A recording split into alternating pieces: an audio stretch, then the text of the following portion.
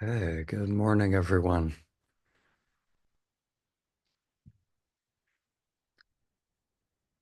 Just give it a moment, people to appear.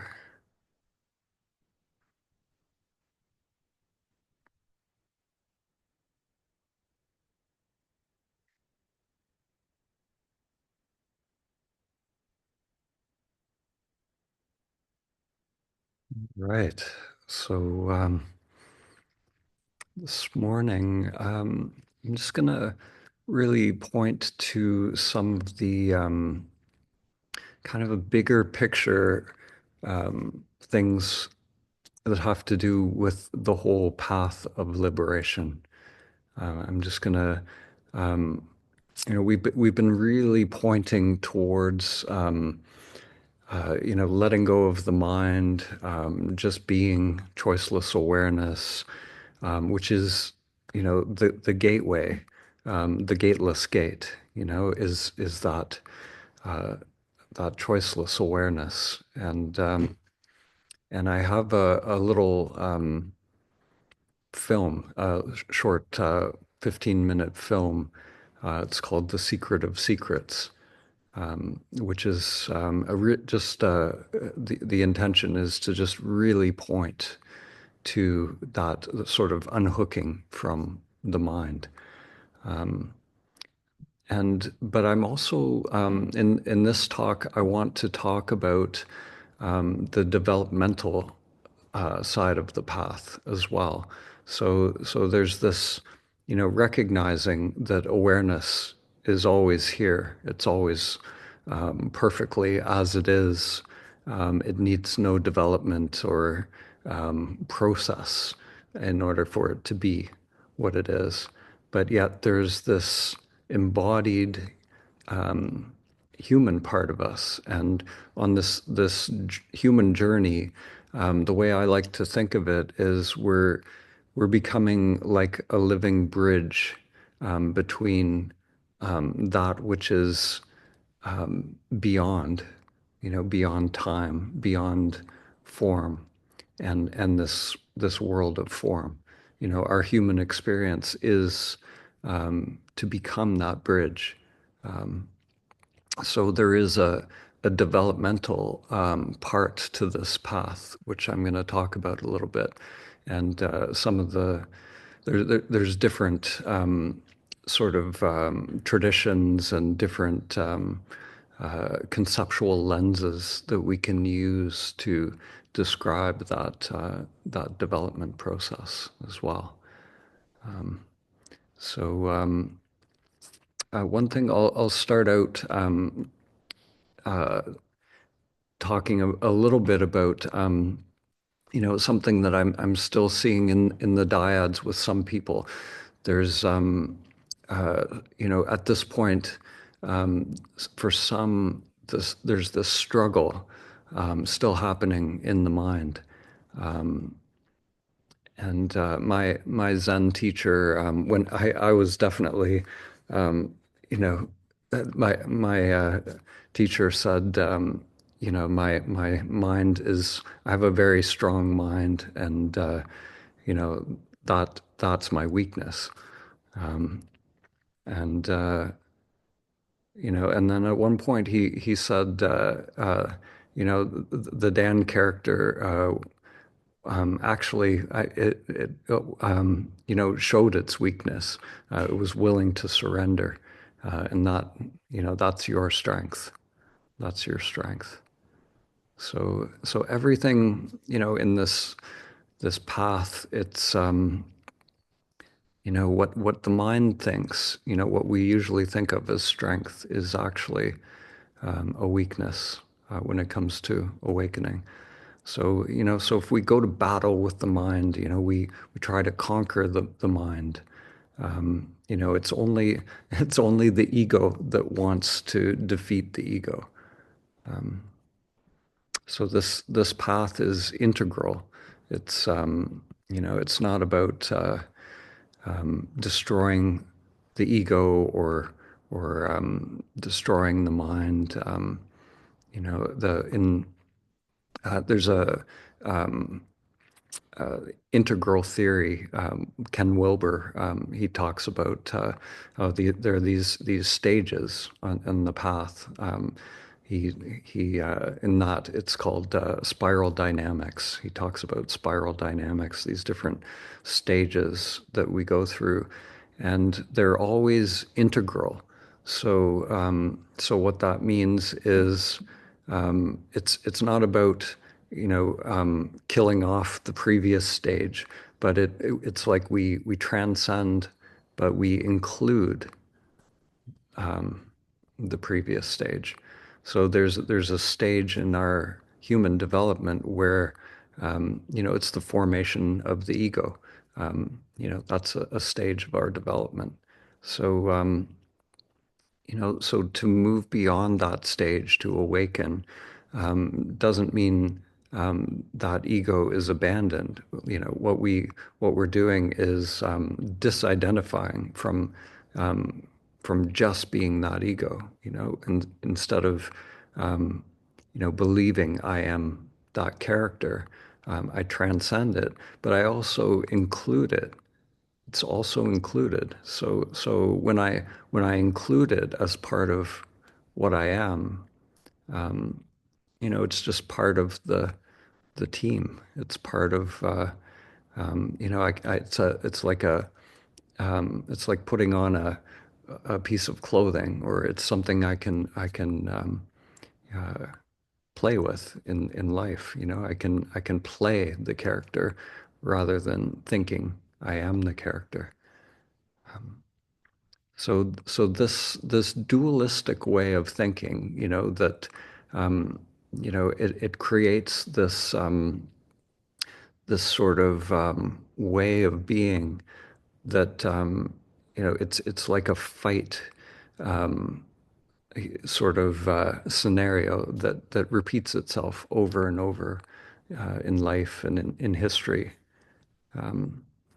So this transcending of this duality is it's explored in different ways, and sometimes it's called the hero's journey.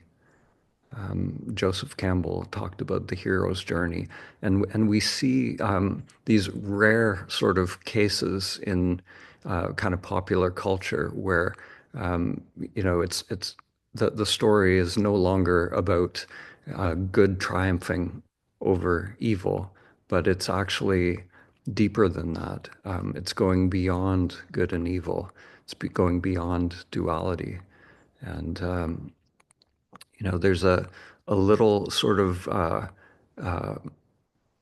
teaching in one of my favorite films is Star Wars, the Empire Strikes Back, and we see this sort of the beginning of going beyond this duality when there's a scene when Yoda sends Luke into this dark cave, and it's part of his training. And Luke says, what's in that cave? And Yoda enigmatically says, only what you take with you. So Luke takes, picks up his weapon, and goes into the cave, and Yoda's kind of shaking his head, and he's like, oh, this is not good. Um, so Luke goes into the cave, and he meets Darth Vader in there, his ultimate nemesis, and there's this big battle, and he fights him, but when the mask comes off, he sees his own face. He sees his own face inside the mask. So this is a perfect sort of story, to show the hero's journey, or the, what we're really doing on the path is coming to see ourselves. We're coming to bring light to the dark side of ourselves. And it's not about winning the battle. It's about, dissolving this illusion of separation between the light and the dark. So in Zen, there's a story that sort of illustrates this as well. There's a samurai warrior. He's like a really powerful warrior, and he goes to visit this Zen master, and and he has a question about he wants to know, because he suffers. He's not awake, so he's very very powerful as a warrior, but he still suffers, and he wants to know about heaven and hell. So he goes to the Zen teacher, and he says, what is heaven and what is hell? And the Zen master looks at him, and he sort of scoffs at him, and he says, you know, look at you, this bloodstained brute, and you want to know about heaven and hell. You're just the savage. You're just you couldn't understand the subtlety of what I could tell you. Your sword, it smells like death. And he goes on insulting this powerful samurai, and the samurai is enraged. His face turns red, and he pulls his sword, and he's going to strike down the Zen master, and the Zen master says, "That is hell," and the samurai just froze, and and the realization just struck him, and so he dropped his ego in that moment. He realized his ego, his defensiveness, was hell. He felt like the contraction, of that rage. So he sheaths his sword, and he's really happy. Like he bows in front of the Zen master, and the tears come, and the Zen master says, and that is heaven.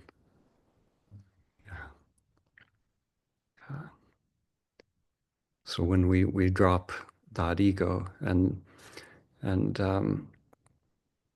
yeah, that's it. So those who some of you might have come across a teacher named Joseph Campbell. He talks about the hero's journey, and on the hero's journey, it's not about all of these classical myths. He was a teacher of mythology, and he would look at these classical myths from an archetypal point of view. So quite often, there's these stories involve, going off. The hero goes off to fight some monster, some creature, but on that journey, they come to know themselves. They realize that maybe the creature is not a creature after all. It's just an unintegrated part of themselves. So I have a little quote here. I'm just going to pull up from Joseph Campbell. So he says, on our hero's journey, where we had thought to find an abomination, we shall find God. And where we had thought to slay another, we shall slay ourselves. And where we had thought to travel outward, we shall come to the center of our own existence.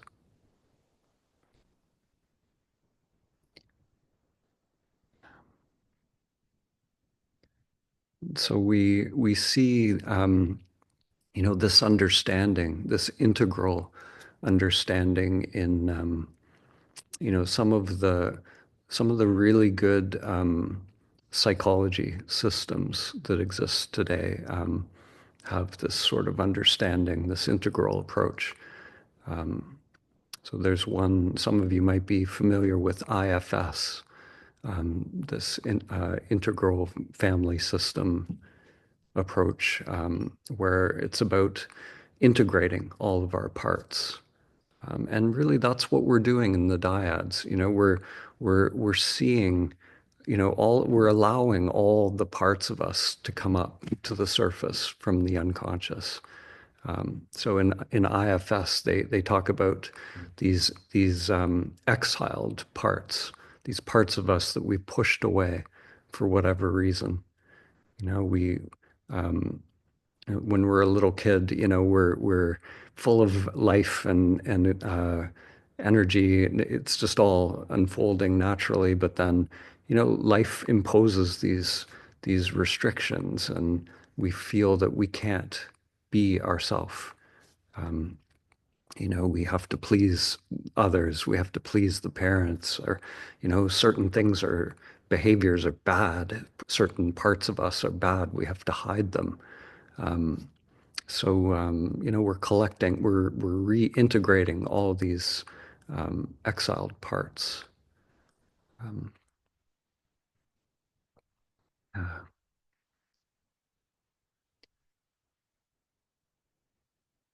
so one of the uh, teachings I really like, or it's sort of a an analogy, comes from the teachings of Plato, actually. It's a really old one, and Joseph Campbell talks about this as well. But so Plato talks about the entire self structure, or he calls it the soul, whatever you want to call it. It's you know, the the complete, multidimensional aspect of what we are. So the soul can be represented in this chariot analogy. So the chariot is this soul that it's our entire being, our entire journey. And so this chariot is being pulled by two horses, and there's different chariot analogies out there. There's the Bhagavad Gita has a chariot with five horses. The Zoroastrians have a beautiful chariot analogy. So you find this chariot analogy all through different teachings. But I like Plato's. It's my favorite, and he just has two horses. So one horse is called Eros, and one is called Thumos. And so the Eros is a black horse, Thumos is a white horse. And so Eros is, the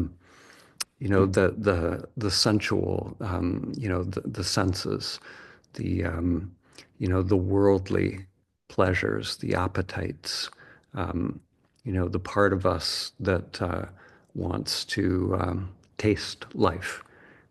So that horse wants to go down into the world, to experience the world, identify with the world, to taste it, experience it, all the pleasures, you know, and um, and so it's represented as a black horse, and doesn't mean that horse is bad.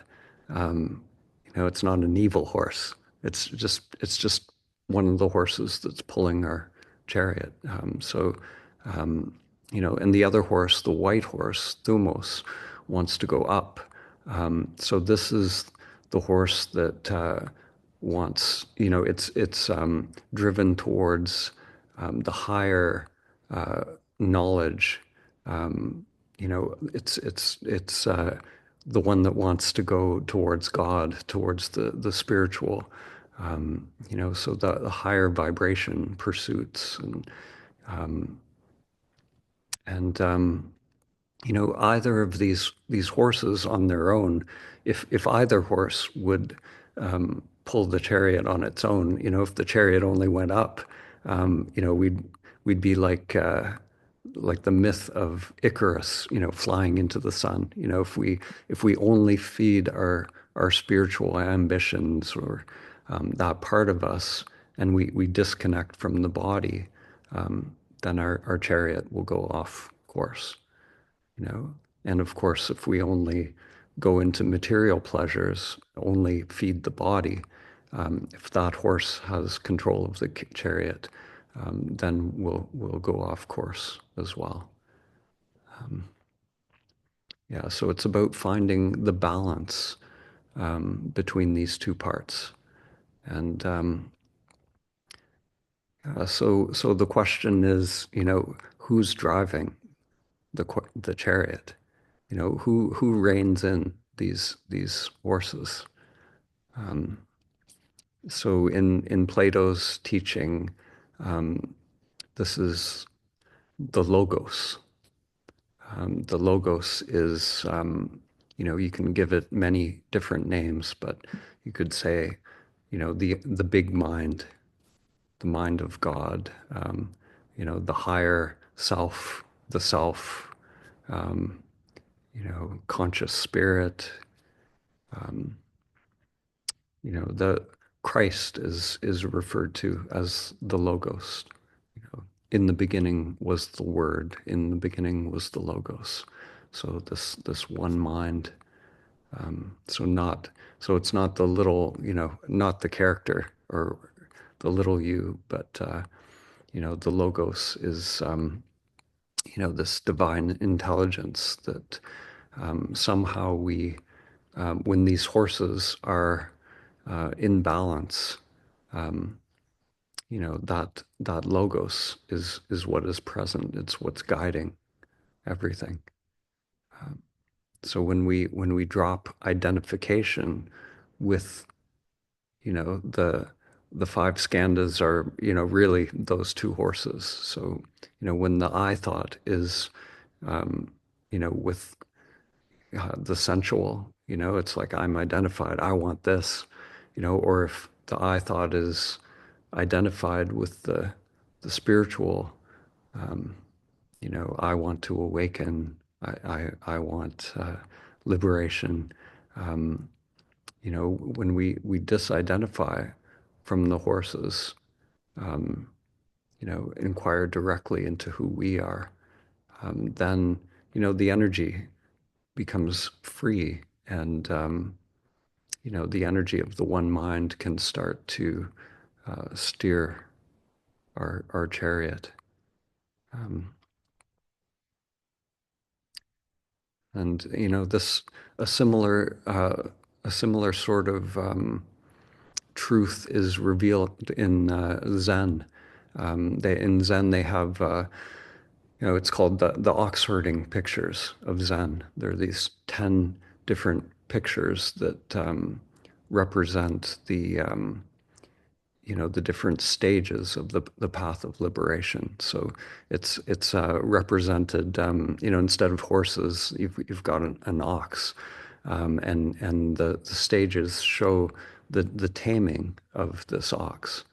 So at the beginning, you see, the seeker just gets a glimpse of the ox, and then they catch the ox.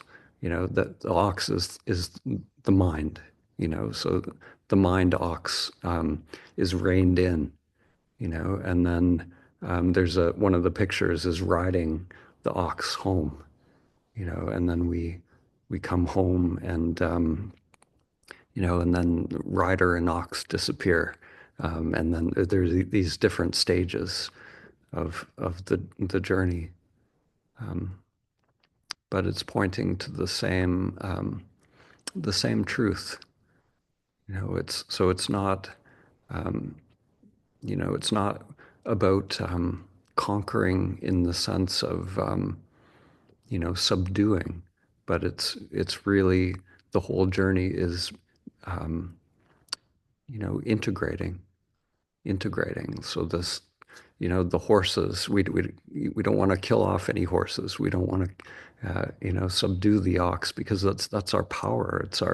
It's our life force. It's the one mind. It's all that is. So it's to integrate it and to awaken, become one with that logos. So it's no longer my will, and that divine will become one will. So there's no more separation from what's happening. So the the entry into that is, of course, the humbling of my will, the letting go of my will, the letting go of identification with both of those horses. The spiritual agenda, the seeker, the doer, and letting go of the going after the worldly pursuits, pleasures and money and all of that. And it's not that those things end, those things, we have, if they're in balance, the worldly stuff is important. We want to feed that horse enough that it's healthy and it's alive.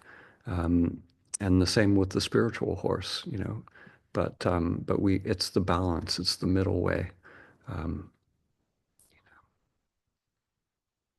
So I'm going to play a little film, a little mini film, and it's called "The Secret of Secrets," and this is really, a pointer to how we let go, and it's the howless how, it's the open secret. It's this secret that's, the truth is in plain view all the time. But it's because we've become identified with these parts of the mind that are doing something, that we miss what's right here. So I'm going to cue that up now.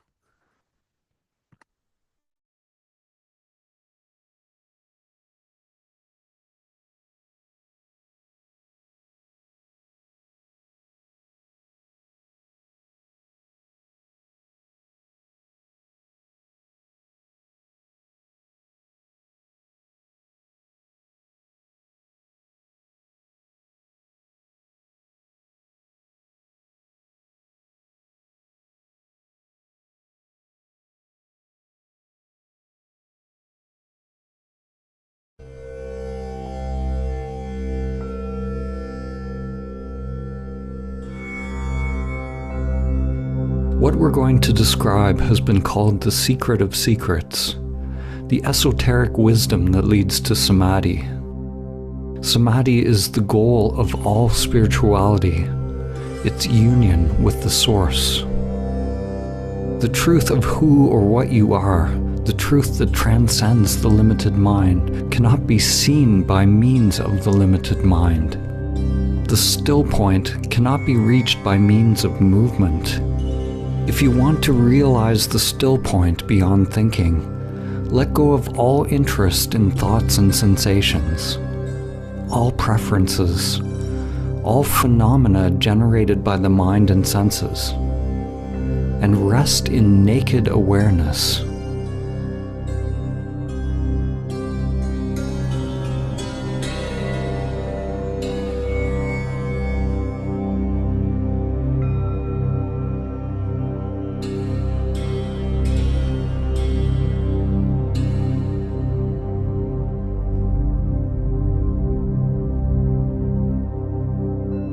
There are two fundamental dimensions to existence in this moment. There's that which is changing and that which is unchanging. Thoughts and sensations are a field of constantly changing phenomena. What is unchanging is the awareness of that field of change. We are usually so caught up in the field of change, fixated on its objects, that we ignore the dimension of awareness. So we start our investigation by becoming aware of awareness, being conscious of consciousness.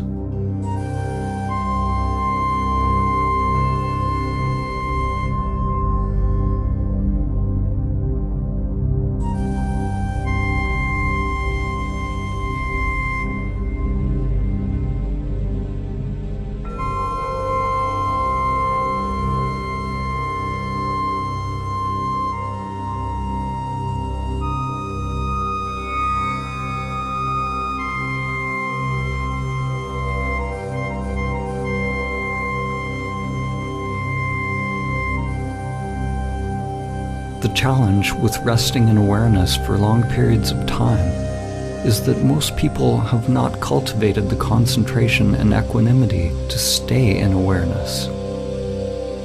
We are addicted to comfort, and the limited mind will want to escape from this exercise. It will find it profoundly uncomfortable and will create every type of hindrance or distraction.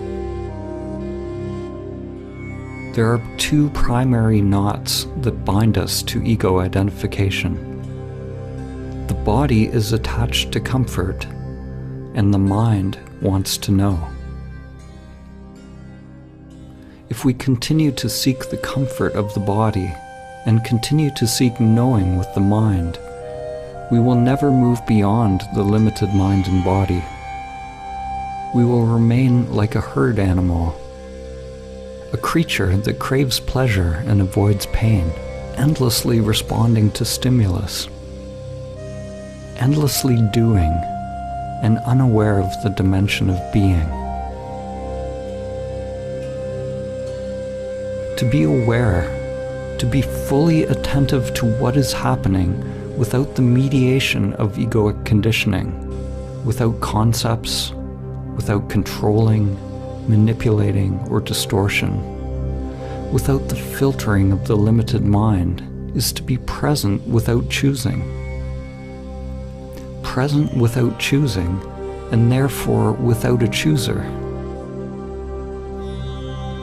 Every time the mind moves without your willing, even the tiniest movement, it is due to filtering through the conditioning of the self-structure.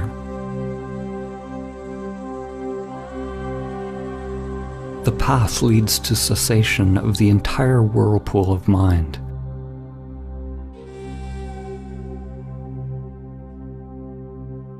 To realizing all levels of self as empty.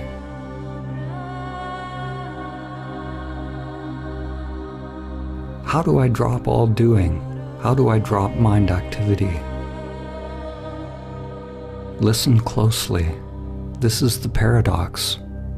The limited egoic mind hears that question and wants to know how. But that limited mind can't do it. The mind will always fail in any attempt to realize stillness, because the mind is movement. The mind itself is movement. It is an endless process of doing. We have to make the shift from doing to being. The you that you think you are is a process, a constant movement, a collection of patterns.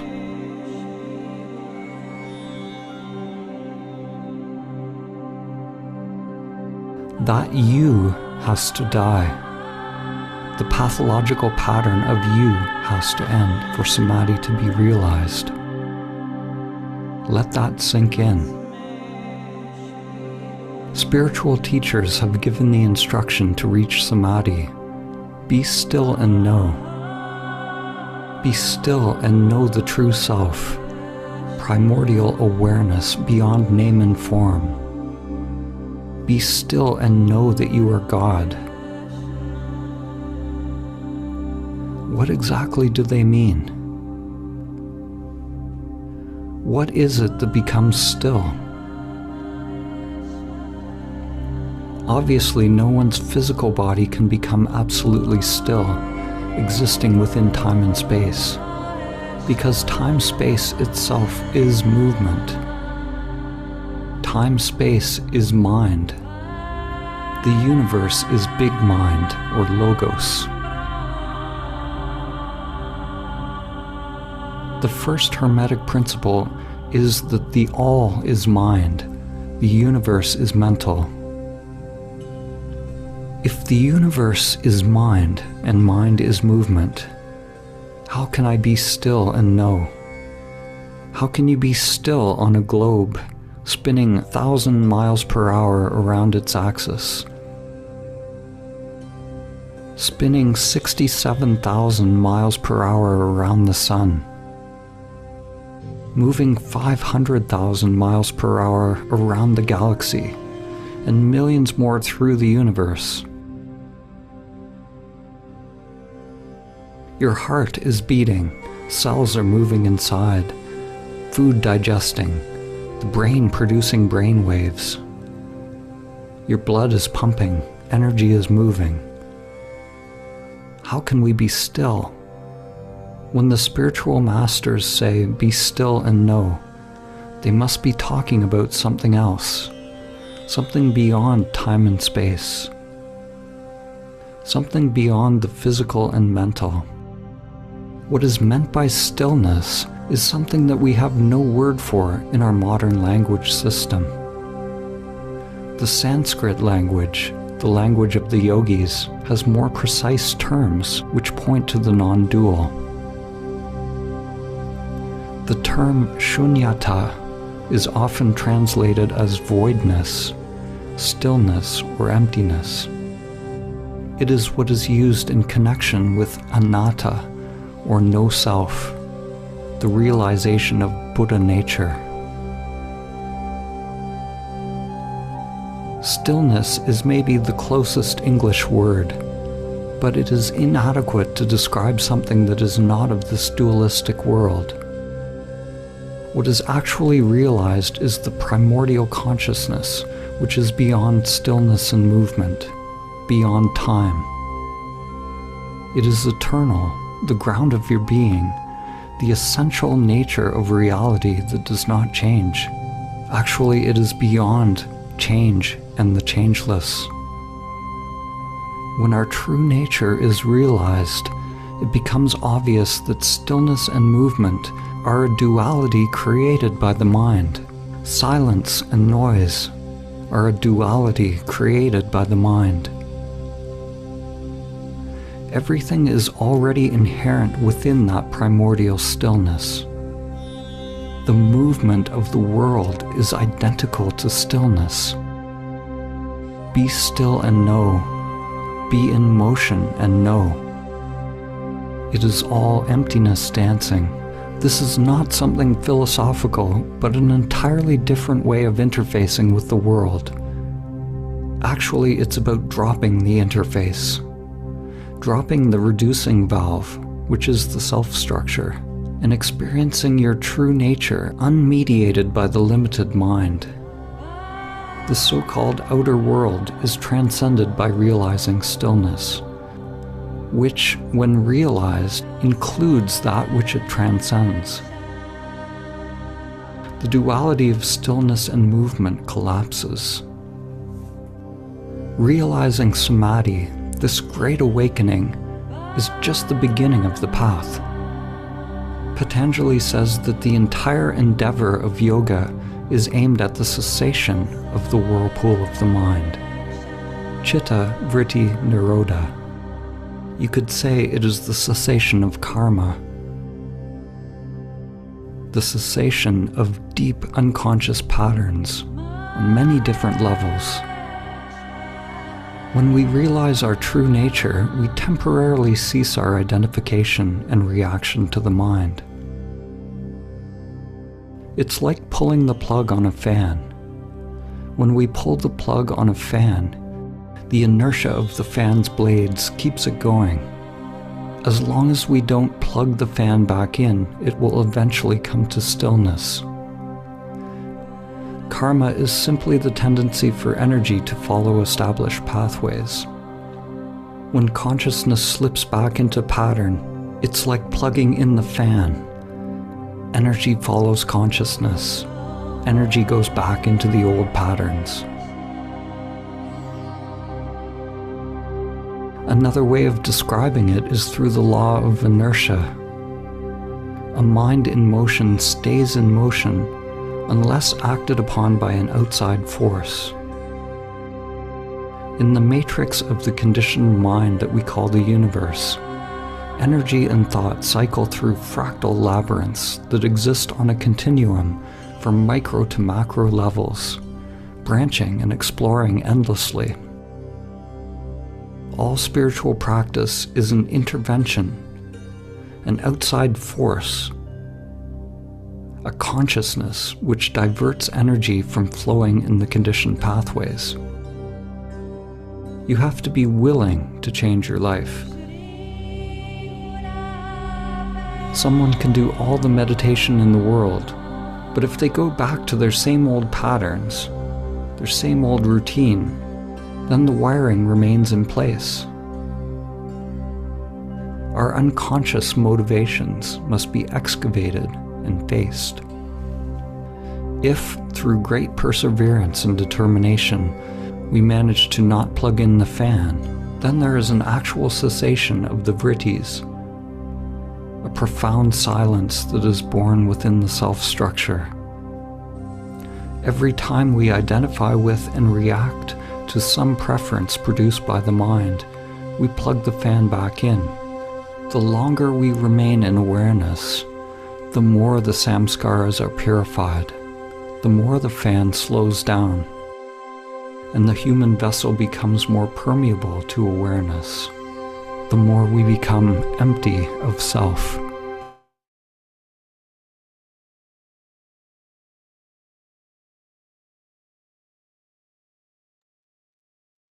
The ending on that is a little abrupt, but that is the end. Yeah. So, yeah. So, Lisa, you have a question? Yeah. Hi, Dan. Hi, everyone. Yeah, thank you for that and those quotes and analogies. I love Joseph Campbell and I love all the teachers, including you. And but just riding, no pun intended, on the horse, Athos and Thanos. Uh, Thanos. Eros and Thumos. Yeah. Oh yeah, Yeah. Eros and Thumos. Hmm. So I was listening to a channeling about a month ago. A guy named Jack Morgan channels the cosmic chakra dragons. So they are the dragons that govern the cosmic chakras. And so the black dragon arrived and had a message because we've had this belief that up is heaven and down is bad or evil or hell. Humans have had this tendency to not go there, like not to look down and always be looking up and trying to get out of here and not go in here. And so it was really a really nice way of saying, but that's you in there. Yeah. Like just kind of go into the soil, Yeah. like it's into the deep soil that you have all your subconscious thoughts and this part of you that is still down there, in other words. So it's not bad to go down. In fact, like you said, it's you. Yeah.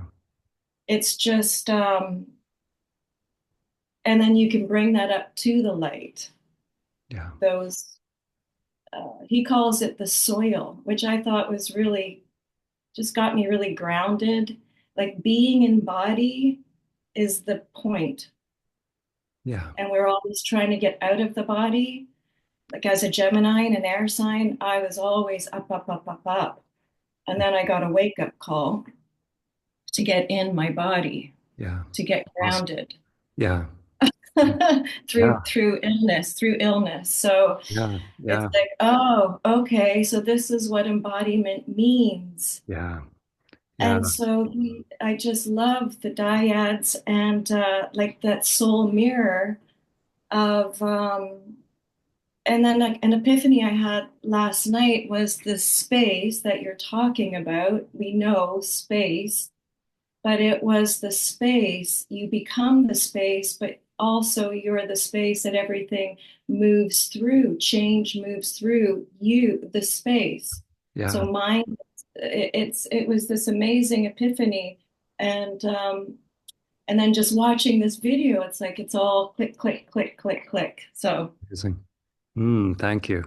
Yeah. Yeah. To me, like that, I love the dragon image. To me, this, you know, like I grew up in a Catholic family with like Catholic priests, and my aunt is a nun and everything. So I grew up with this, as a little kid, as a sense, the devil is bad, like the serpent is evil, but if we, what came up for me as you were speaking was the image of Kuan Yin, who is, in that tradition, she's a female embodiment of Avalokiteshvara, who was a part of the Heart Sutra. Is about that being the bodhisattva of compassion. But she's often depicted riding this dragon, and so she's not going out and fighting the dragon. The dragon isn't evil. The dragon is her ride. It's her chariot. It's her power. So so powerful. she's there, like, fully awake, and then whoa, this dragon. So that's, that to me is, and So if we look at the ancient Buddha statues, the Buddha statues now just show this guy sitting there. But you see the ancient ones, you go to Angkor Wat or these places, and they're surrounded by serpents, and the serpents are at attention. So you have this awakened being. And I actually brought one. I have one here actually. This is Patanjali. It's my little friend here. oh, cool. Yeah. Oh, I love it. Yeah. Wow. So these Oh, uh, ancient yeah. images there's a power in that, because it's showing, this is the integrated unconscious. This is knowing yourself, so that, we, whatever that demon that we've demonized is, it's an unintegrated part of ourself. And it just comes back in pathological forms in our society, and in all different ways, until we integrate it. So yeah. So thank you for sharing. That's like right on point. That's beautiful. Well, Hmm. I call in the black dragon. Hmm. I call him in, like, like, I'm like, help me out here, kind of thing. Like, ask for that assistance because that's, yeah. So, yeah, thank you for sharing potentially. Oh, Yeah. thank you. Awesome. Yeah. Thanks, Lisa. Yeah, James. Wow, we've got all these. Yeah, we're gonna go. We let's just go with it. Yeah, we'll rearrange things today a little bit. Yeah, James,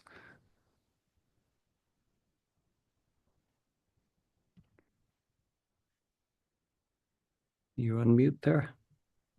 Just let me. Hi, Dan. Hi. Just a quick one. I've first time in the Diads when I felt close into the awakening. That was fine. The last couple of times, my mind has managed to come back with the excuse of, "Oh, you can't go quiet for too long. You can't just sink into this because that'll be really not good for your witness." Hmm. Um, and I realize that is just something that's coming up, so it's part of it.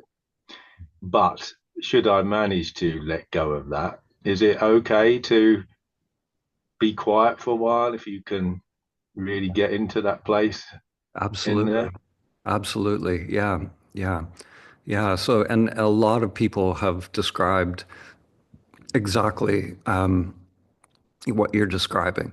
There's a feeling, the mind, that conditioned mind is sometimes not comfortable with silence, and we have to face that, really, really see that clearly and make that pattern conscious. So that may mean, just sitting in silence, just looking at your partner, just being, and then, but we continue, we intend to directly just be, or directly experience who we are. So just being. And that from, at a certain point in the Diads, that feels more authentic than that talking mind. Hmm. It feel, Yeah. but there's also a deepening that happens in that silence and that stillness. So that energy that normally goes into that little mind, that's commentating, there's a way for that mind to there's a way for that stillness to start speaking. So there's a way for Hmm. all of it to be present simultaneously, so that the words are not just this little mind thinking I have to fill the silence, but it's coming from somewhere deeper. There's a truth, a freedom, as we sort of align with that energy, and so that it's all there, and then we learn to speak from that place. And it's like learning to speak all over again. It's like it's a the little self will be it has to be a don't know mind, for that to happen. So there's sometimes there is a very quiet period in the Diads where we're just kind of being, and maybe something comes up in the mind, we report it, but there's not this need to fill the silence anymore. Yeah. Oh, thanks. Hmm. That's good. Yeah. Thank you. Thank you. Yeah. So yeah, I guess we'll just do a Q and A right now. I guess we'll just continue on with this, and why don't we'll do the meditation at the end, and however much time we have left, we'll just do the meditation. It seems to be what's happening here anyway, so we'll just go with it. So Sounds great. awesome. Okay. Susan.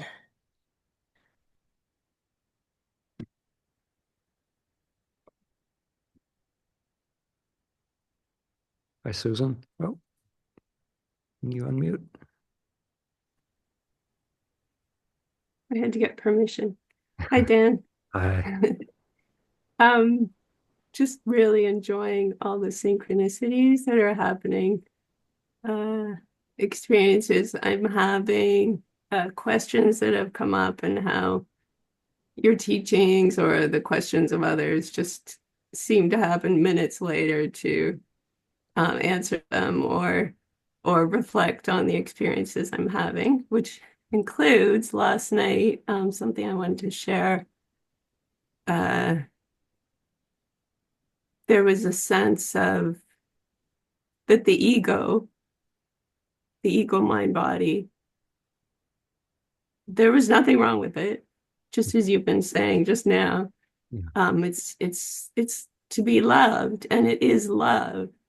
And then this image came of like a pregnant mother and the relationship of the mother to the child and that oneness. Yeah. And the mind said, oh, well, the mother's awareness and the baby is the ego. And then it was like this wave of actually, this is all one. This is union. Mm-hmm. There's no separation between the baby and the mother. Yeah. And then this wave of, yeah, like YES. And then there was some kind of experience that wasn't samadhi, but it was dissolving, but like a sinking. Mm-hmm. Like samadhi has been more Mm-hmm. expanding, but this was like a sinking, but it was beautiful. Mm-hmm. And then, I got out of bed and everything was more expanded, more peaceful, more relaxed into. It Mhm. was just incredible. Beautiful. And yeah, the synchronicity of what you just said was, yeah, Mm. amazing. I like the way you describe that, the sinking. Yeah, like I know, there is a, you know, there's like the Savakalpa Samadhi tends to be more, upward moving energy and merging with all that is. But there's also, there's almost like a dissolving into the heart that can start to happen, and that's very, very peaceful and very simple. And yeah, it's just a direct experience of oneness as we, as that filter just starts to dissolve, then it's Yes, I see that. just what's here. Yeah. Mm. Yeah. Thank you so much for everything you do, truly. Yeah. Thank you for that share. Mm. Thank you.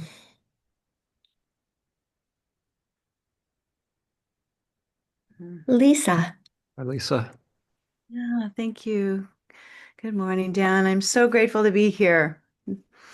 Um, I also want to thank you for bringing in the content that you create because I notice that even as I'm going through the retreat, I'm like hearing them for the first time again. There's this new depth and like the mind is movement. Like suddenly, duh, I just got it. Yeah. Awesome. Um, yeah, they're so helpful. But I have two questions, and the first one is around this idea of like divine will, or what you were saying. I come from a culture of recovery, and there's a part of the 12-step prayers that, your will, my will. And Oh yeah. I, yeah. And in the last few years, I think I've become the white horse. I just want to be up there. I don't want to be in the world. I just like, let me just go woo woo and not connect Mhm. because it's so stressful, especially now. Mhm. And I know, I tell myself, my God, am I like from a different planet? Am I on the wrong planet? And I want to find a deeper understanding of that balance that you're talking about. Mhm. And the how did you say that? Can you say a little more about that when we're aligned with like surrendering our will, but also connected to something greater? Mhm. Yeah. So, yeah, let me just feel into that for a moment.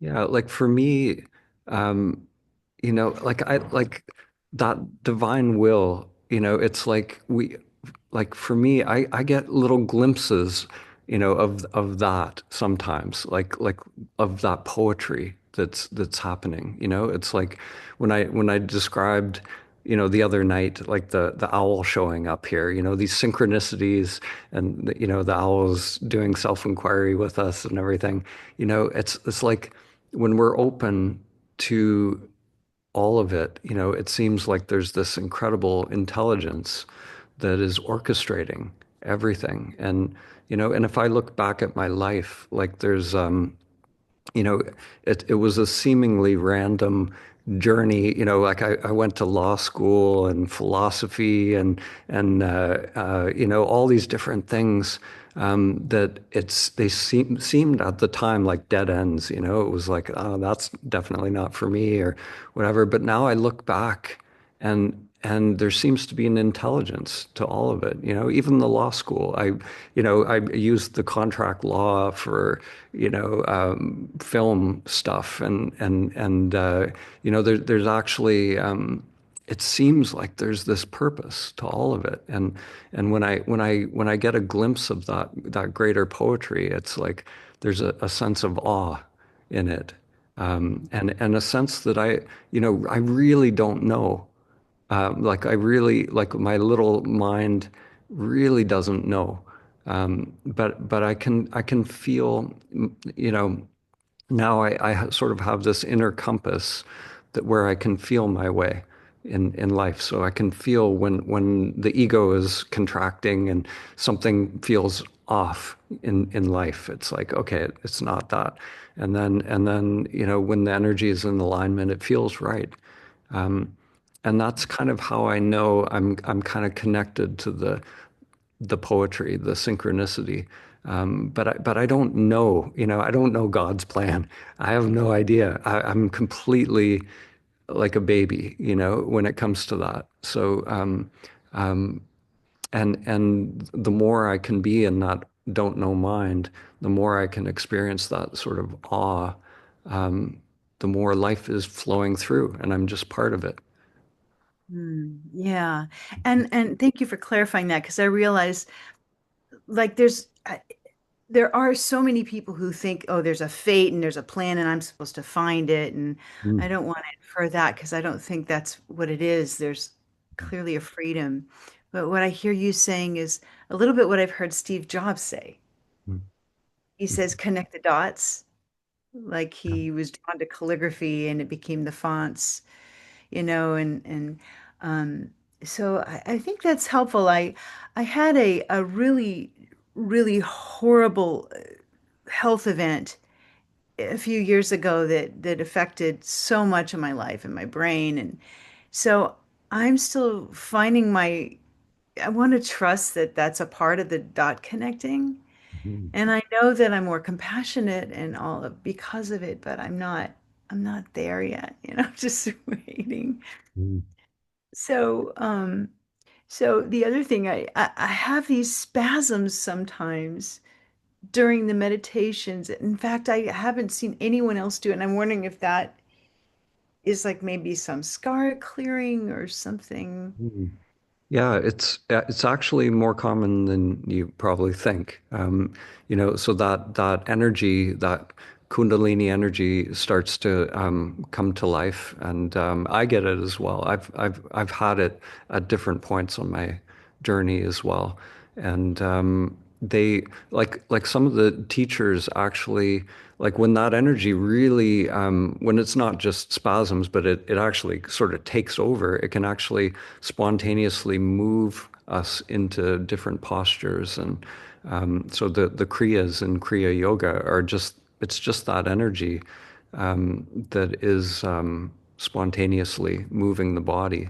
So it's not a problem. We don't want to resist that energy, and sometimes the twitching it can be annoying, but it actually if we just allow it and surrender to it, it can become integrated, and so like Kriya Yoga is, you know, it's strangely the whole yogic system. You know, when the ancient yogis, you know, would meditate, you know, this energy would come, and sometimes they would, you know, move in different ways, and then people would see them, and then they copy those postures, thinking that I have to do those postures. But so a lot of yoga is backwards, where you know it's like the energy is actually moving us in different ways, or sometimes you know Charles Berner, who you know came up with the dyad process. He in his sadhana. There was a point where that energy started actually making sound, and he would actually start toning, like we're making these sounds spontaneously, not voluntarily in his meditation. So all of that is possible. It wasn't, you know, for me, I had periods where that energy was very active, and then it sort of integrated and aligned. And I think the key when that energy is coming up, it's an amazing time to do self-inquiry in those moments. Because if it's moving us in some way, we can notice if the mind is getting involved, and you know, so who's moving the body in that moment. So when we do that inquiry, that then there can be like this real surrender and then an integration, so that Kundalini or that dragon, that we were talking about starts to become part of you. Wow, I remember that. Thank you so much. That's really helpful. Okay. Yeah, thank you. Yeah, and for me, on my own path, like the sickness that I had years ago, I had a huge health crisis where it took me deep, out of my pattern completely, out of life completely, and it sounds corny, but it's true. It was a gift. It was an incredible gift. It was actually the thing that took me deep into my body and embodiment of this human vessel, because at that time I was completely disconnected. So yeah, sometimes there's an intelligence to these sicknesses and things that they seem like, you know, not not fun at the time, but there is a higher intelligence, and I like to, even if that isn't true, I like to operate as if that's true, because then it's turning it to my benefit. So yeah. Thank you. Thank you. Rachel.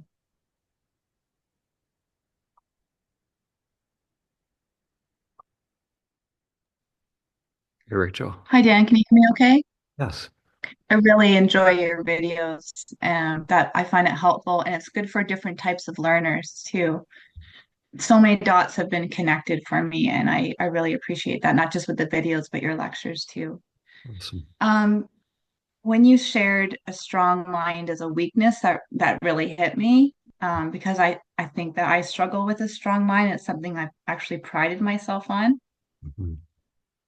Which I'm struggling with. And I wonder, and this is I know still my mind, but do you think that people that are more artsy, that hang out more in the right brain, might have an easier go at this? Because it seems to me that spiritual teachers or awakenings I've heard about tend to be from people that are very artistic Mhm. and have a lot of creativity flowing. So I'm just really curious about your thought on that. Mhm. I think my feeling is like when it comes to awakening, it's really mysterious. I've at the beginning of doing retreats and working with people, I asked questions like that, and I thought I had answers. And then, working with people over the years, I've realized I have no idea who's going to awaken and who's not going to awaken. And actually I get fooled every time, like the people who sometimes I think are the least likely to awaken, maybe they're like the most analytical, or they, you would never expect it. So, so I'm really at a point now where I feel like anything could happen for anyone at any time.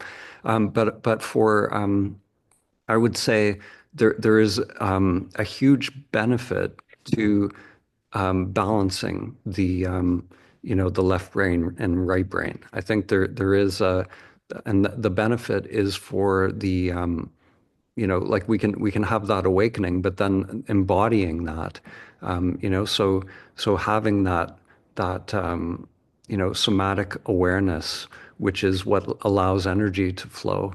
That is what creativity comes from. When that energy goes into the higher creative centers, then that creativity is online. So for really integrating, for the human embodiment part of it, I think that is really important to have all of those facets. But sometimes artists are, they might have that really amazing flow, creative flow. But other developmental lines could be a total disaster as well. So they might not have, the analytical part, or the intellectual part in order to maintain their finances or to do these other parts of life, so to me it's bringing that whole chariot into alignment is it's like when that energy is awake, it's like it's somehow managing all these parts. It's like a symphony, it's like a director in the symphony, managing all of these different parts together. And that's kind of how I look at the self. And there's parts that they can go out of tune, and then we bring them back into tune, into harmony with the whole again. Okay, great. Thank you very much. Does that make sense? Or yeah. It does. Yes, that's helpful. Thank Good. you. Yeah, thank you. Thank you. Mhm. Zoo. Hi, Zoo. Hi, Dan. Hi, everyone. So I have two shares and a burning question. Mhm. So the first share is there's this phenomenon that's happening that's coming through in my sleep. So in the middle of the night, I have to get up to pee. And one of the nights, it was this sound, the sound that I always hear when I'm meditating. It's really high pitched and really low rumbling. And it was so loud, I had to lie back down and just be with it. And then all of a sudden, this explosion of geometric lights, Mhm. like Mhm. DMT experience. Mhm. And then the second night, it was this vibration in the body. So I feel this vibration in my body during Diads and in the meditation. But when I woke up in the middle of the night, it was like an earthquake. It was like the whole body was shaking. There was just so much energy of aliveness. Mhm. And it reminds me of like years ago when I woke up one day again to get up to pee. It was this feeling of dropping into this orgasm of the heart, but it's non-localized. It's like the whole universe is constantly unfolding as an orgasm. Mhm. And so I'm seeing that this continuous practice is making this bridge between the sleeping and the waking. It's like bringing more of this what's going on in my sleep that I'm not aware of. Mhm. Amazing. Amazing. Wow. Yeah, what you're describing is yeah, like that rumble that you're describing. Um, there's been a few teachers that I've come across, and I've experienced this in my own sleep as well, where there's something that happens if we're consciously, if that awareness is just present, and I don't even decide to do this, but it just happens, where there is like a shift that happens. It's almost like a portal that happens, and like when we go through that portal, the experience that portal, there is like a rush of incredible. It's like all the senses. It's sound, it's feeling, it's visual, but it goes beyond the senses. And yeah, I would, some teachers describe, the entry into the astral realms or the spirit realms is like that. Where the ego can sometimes freak out when that's happening, and if it springs back to life, then it'll shut it down. But if it is able to surrender, then we can, like you said, we're creating a bridge. We're somehow, what is happening outside of time in these spiritual realms. We start to get glimpses. We start to bring things back into this human life from there, and it's fascinating. It's like other levels of Maya, other levels of the Matrix. So it's like in the video game we get to experience other different levels, and yeah, something new. Yeah, so yeah, it's beautiful. It's really blissful. Mm. It's like that Ananda. It's the whole body is it's like beyond a sexual orgasm. It's just Wow. Amazing. Yeah. Awesome. thank you. And the second share is during the Diads, maybe this will help other people, is that I go into this state, well, after reporting, it's just this open, surrendered, receptive state, and the mind will come in and out. But it's like if I just hang out there long enough, there's this thing that pops up, and it's so visceral. It's like a texture. It's like a full immersion. I've described it with my witness as like being in a hot tub together. This presence has a quality that's alive, electric, energizing, and completely fulfilling. It's like I'm eating, but I'm not using my mouth. It's just like the beingness is eating from the space. Mhm. Mm. Beautiful. It's like pranic sustenance or something like that. Yeah. And Mhm. then so the mind will come back and say, oh, how do I get this when I'm suffering? And then bang, I'm like kicked out. Mhm. And then I report it. Yeah, the mind just said that, and then I'm back right back in. And it's like the distance between heaven and hell is just one thought. Mhm.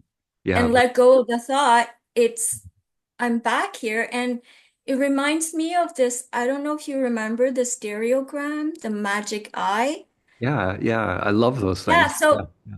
so so I was practicing that before the retreat. I was just curious, like, so I'm looking at the stereogram, and it's like just patterns that are repeating that are just very flat. And then I relax my gaze, and bang, I'm in the 3D where I can see another thing, a frog or a camel or a whale.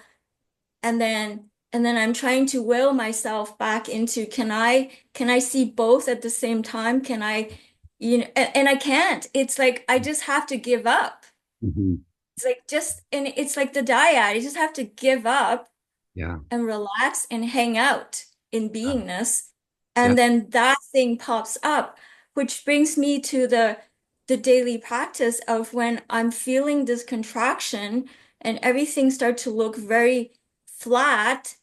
It's like open. Okay, so I open, and so I'm having a thought, like it's a dreadful thought. So I open completely, and I feel completely this feeling of dread in the pit of my stomach, and then it's Mhm. like a cloud. It just and I'm back in, oh, look at those green leaves. Mhm.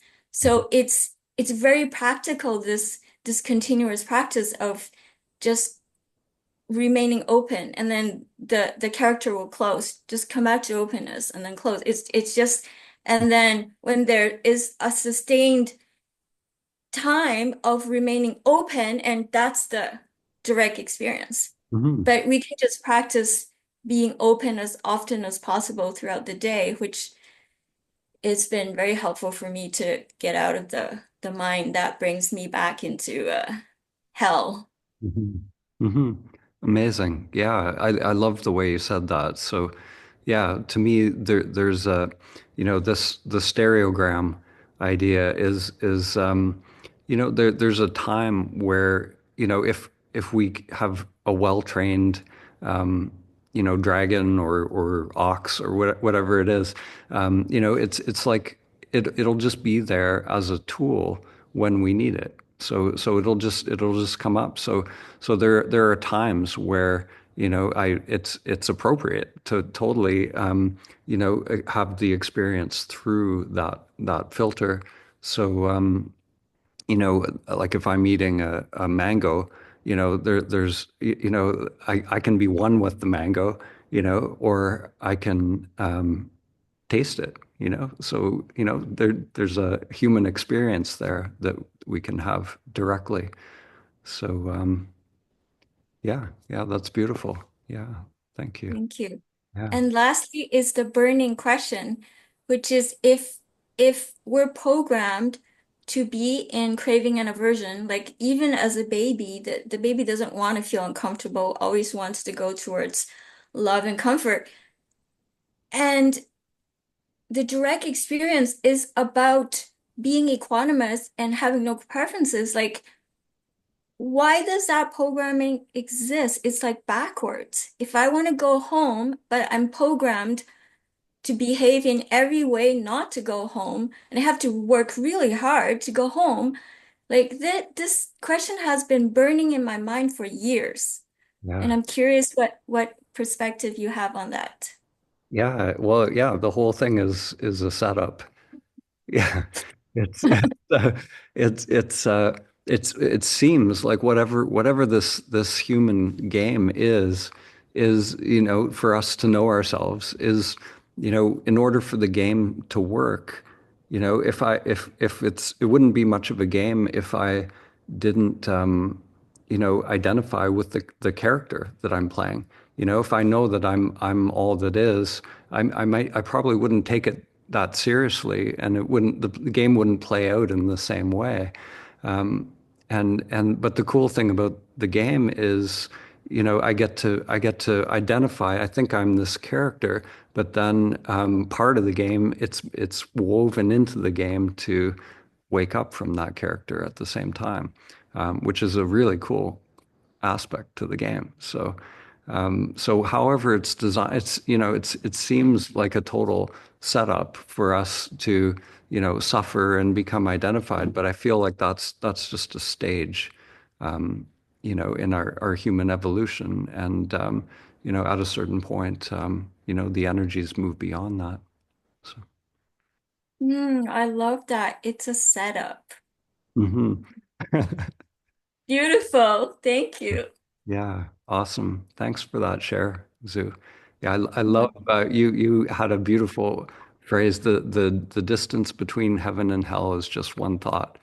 That's a really good one. That's like one you could put up on a bumper sticker. Bumper sticker. Yeah, that's awesome.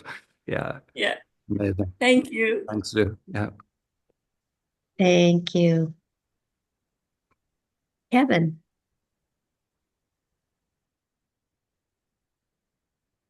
Yeah, I had a couple things. One, I wanted to share that you're pointing out that during meditation, there's saccadic movements of the eyes yesterday, has led me into where my meditation has become on the eyes, basically to keep them in a still point. And what happens is my whole face goes into intense contractions when I do that, and I aware that my eye movement is related to trauma, and so it's holding the still point that allows all the contractions that I've accumulated from the trauma to start to release. And so my meditation has become like I'm actually moving with the contractions to let them release. Mhm. And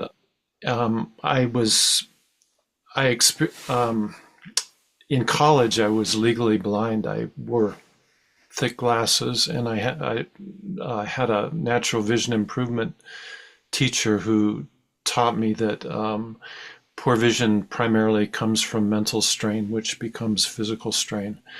And I can tell that that's absolutely true. Today I experienced,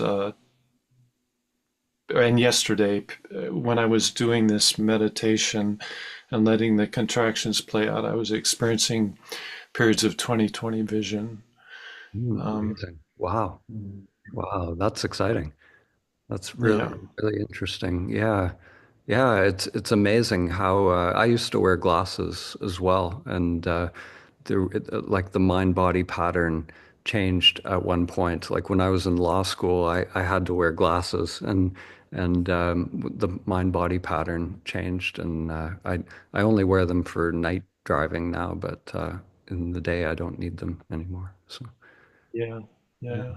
The other thing I wanted to bring up is for me, there's a paradox I'm still trying to work out between this thing for, um, having no preferences or only, seeking pleasure or seeking comfort, like it's not a good thing. And I think again of babies, children, the most pure thing that I know, they move towards, you know, for pleasure, for closeness, for comfort, for curiosity. And part of my trauma is I feel like I have numbed out the body so much. I've disregarded the impulses of the body for comfort, for pleasure, and I've become like my life. There was a certain pride in being Spartan, in putting off the impulses to take care of myself in really simple ways. And part of my healing has been um, to actually tune into the needs of the body. And Mhm. yeah. Yeah, so you were starving your black horse. Yeah, I guess that, yeah, it's a paradoxical, I guess, a middle way, like you say. It is, yeah, that's it. And like we can feed that part of the self structure without identifying with it, like so like my black horse, my Dan character enjoys, chocolate, but if I give it too much chocolate, it'll become unbalanced, right? So it really is like caring for a pet, it's like you find that middle balance, and yeah, but you never starve your pet. You want to give it love, give it all the nurturance it needs, but without identifying with it. That's the thing. When we identify, if I think I am that, and I become the craving, then that's when it just it gets too much power and it goes off track. So. Yeah, yeah. Yeah. Okay. Thanks. Mhm. Thank you. Yeah. Thank you. Razi.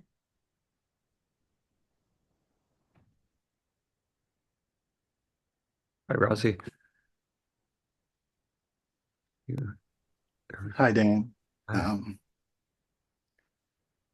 Yeah, there were things I wanted to speak to you about, but just being here, um, they don't seem to be very important for some reason. Um, since yesterday, I've just kept my eyes closed. I'm opening now to speak. I found that as a portal. Sometimes I just put a bandana. For days, I would just sit still and not move. And it just really helped calm or just connect to the beingness. But for some reason, when the meditation time comes, there's a aversion to it. And I see the sensations start, the mind starts, there's like a pressure building up, like, oh, we have to meditate and we have to sit still and we have to do all of those things. And knowing the not that the body wants comfort, but and there was a struggle for it, but right now there's not a struggle, but there's just more like, okay, this is what's happening. Mhm. And now there is like it used to be the most important thing is I have to sit still. That's like the most important thing. And now that's falling away. And the thing that's important now is to connect to the beingness that's here already. I don't even have to connect to it. It's here. Beautiful. Yeah. Now what's happening is it's more of a remembrance to check if that monkey mind is there, and then just to like breathe and just be here, just to be here. Yeah. And in the Diads yesterday, it was so comical that it became apparent that the seeker mind that's been suffering for a really long time, thinking something's wrong with me, and I cannot be okay till I fix myself. This deep-seated belief did not seem like a belief. And now I don't know if it's true or not, but it seemed like the real suffering was just believing the thoughts and this mechanism to be me. Hmm. Yeah. I don't know if that's true or not, but it was a seeing like, wait a minute, that's all that was. And I could have seen that earlier, but now the seeing is easier. It's just like, oh, and there's like a smile and there's like a relaxing in this present moment. And I'm not having to do anything. And it's just there's just calmness happening by itself. Yeah. Um, Yeah, that's beautiful. And it is so it is so simple. You know, like I've had people who at retreats and you know they'll get the beingness, you know, that's always here, you know, they get it and they're like that's it. That's what this is all about. Like why didn't you just tell us that? You know, and like of course I always that's all I'm pointing to, but it is so simple. It's just recognizing that beingness that is here and just whatever that mind commentary is, whatever that agenda is, we recognize that our the true peace and true fulfillment flows from being, from just being, and whatever that mind is thinking has to happen, or that meditation is, all of that we can drop it, all of it, just all unhook from that mind, and just be directly with that being, and that's it. That's, you know, that's liberation. If we can not believe the next thought, then that we're liberated. You know, as soon as we believe the next thought, then, you know, it seems that something, you know, the veil is back, or, you know, that it's somehow it feels like the, you know, awareness is dimmed, but it really is always there. It's like the sun, you know, just going behind the clouds, but it's always so, there. so even if I sit here, I have to like move my legs because I used to think having my legs crossed was just spiritual and I was being spiritual if I Right. can sit still with my legs crossed. And now it's like a project. How do I just sit still longer? But that's just falling away. And I'm like, okay, right now I'm just having to move legs and that's just what's happening. And there's a okayness with that. Is that okay or do I need to still sorry, I don't know why that question. Yeah. I know the No, sorry. it's a really good question, and I think there will be a natural drawing into certain forms of sadhana at certain points in the journey, you know. So, like for me, there was this inexplicable draw to, you know, go to a Zen center, which had this, you know, really rigorous, can't move kind of meditation. It was perfect at that time. It interrupted a certain pattern of avoiding discomfort. You know, so for me, that helped me. It broke through that pattern. But now, but there's also, you know, then the mind can latch onto that and say, okay, now I'm going to put myself in these really insane conditions, and then we start to brutalize the body if we go too far in that direction.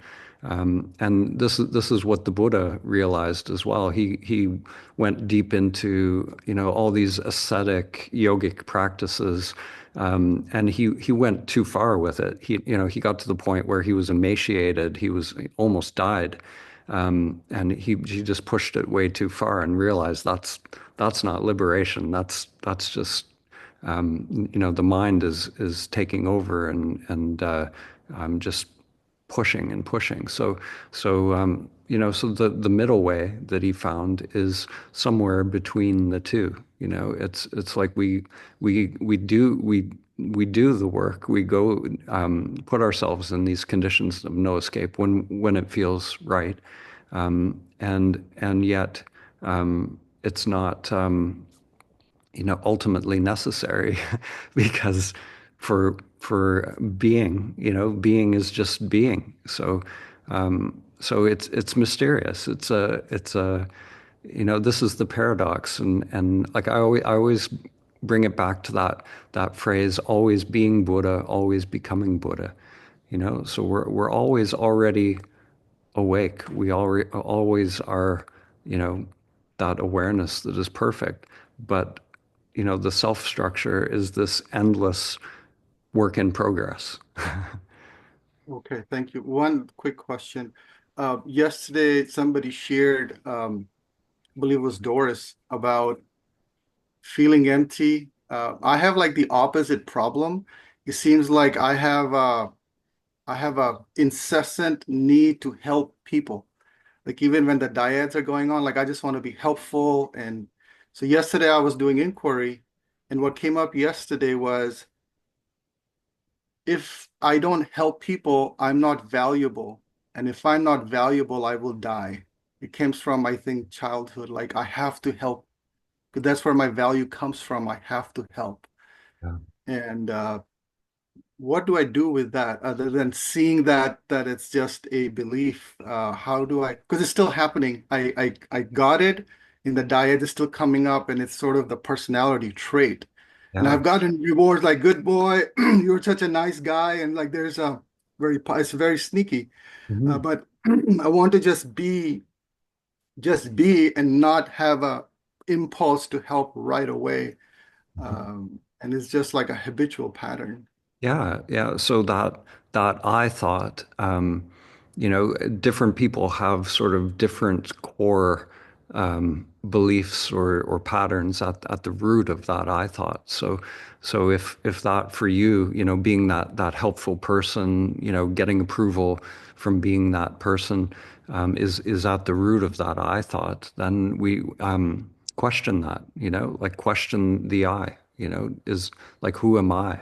And the more we question, the more it may come up, it may present itself. You get to see it, feel it. What does that approval feel like? What does it feel like when there's no approval?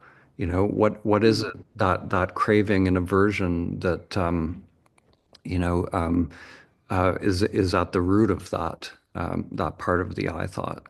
So all of it in the Diads, we get to really explore it and see it, feel it, and by making it conscious, and inquiring into who we are, we see it as a pattern.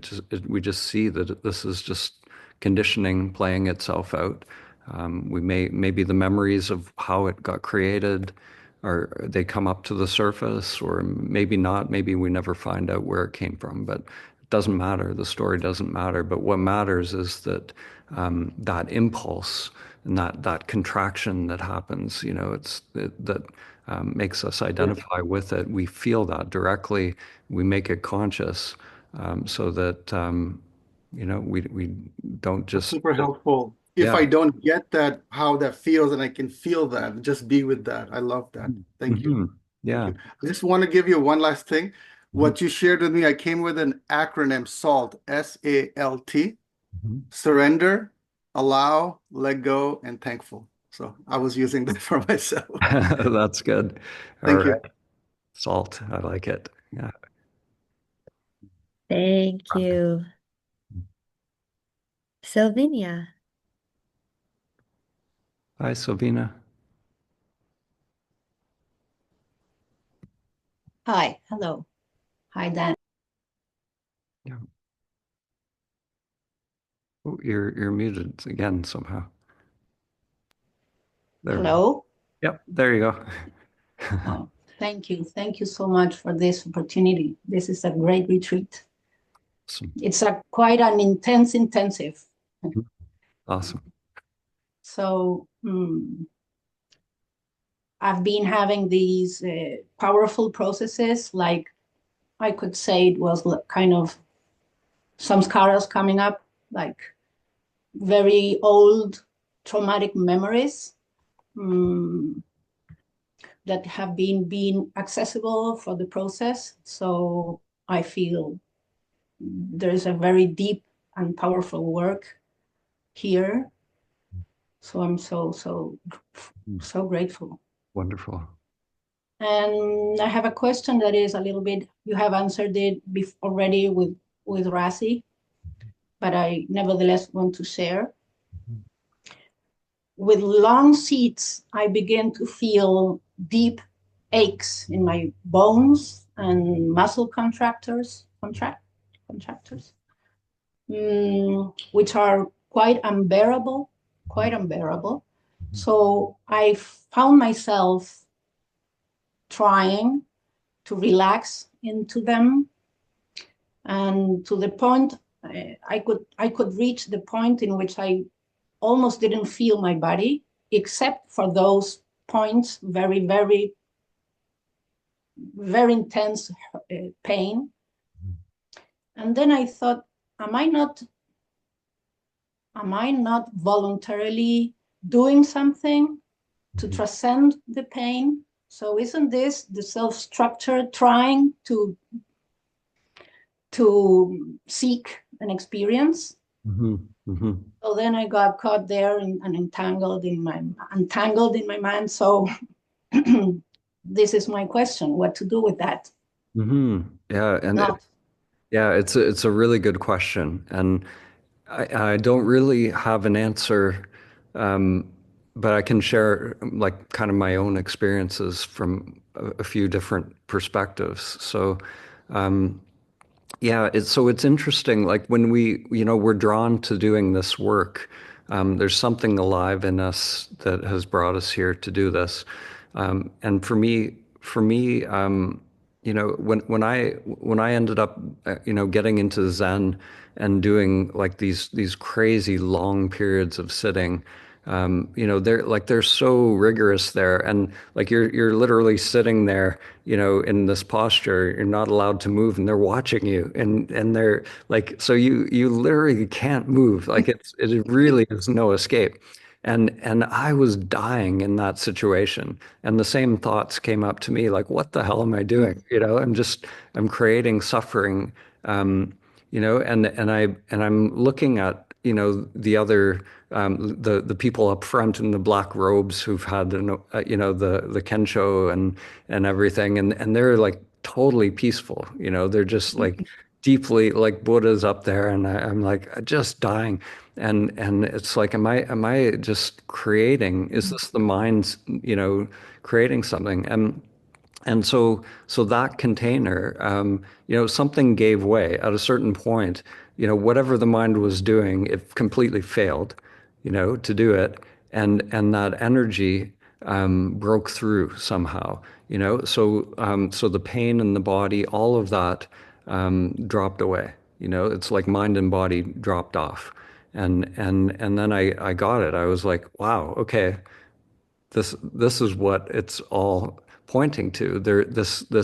This craving and aversion. There's a threshold where, at a certain point, there's like this alchemy that's happening in this process, and everything can shift just like that.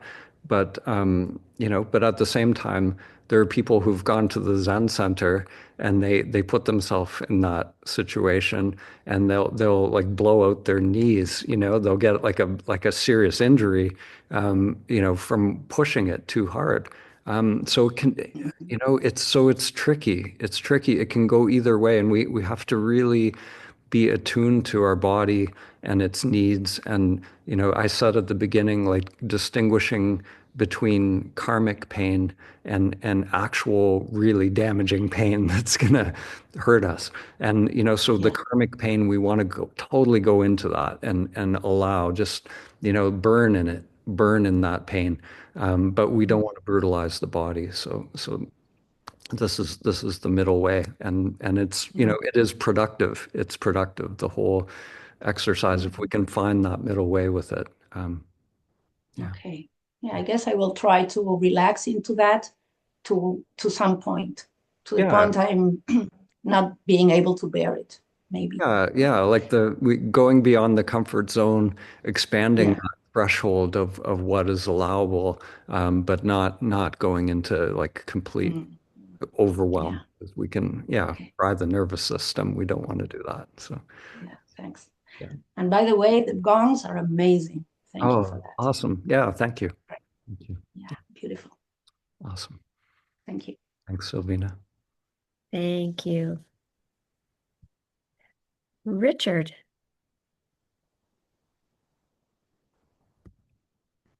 Hi, Richard. Hi there. Oh, Thank you for this wonderful space. I have a question. So this is a very new thing for me. I'm not somebody that sits and meditates. I've done self-work, but not like this.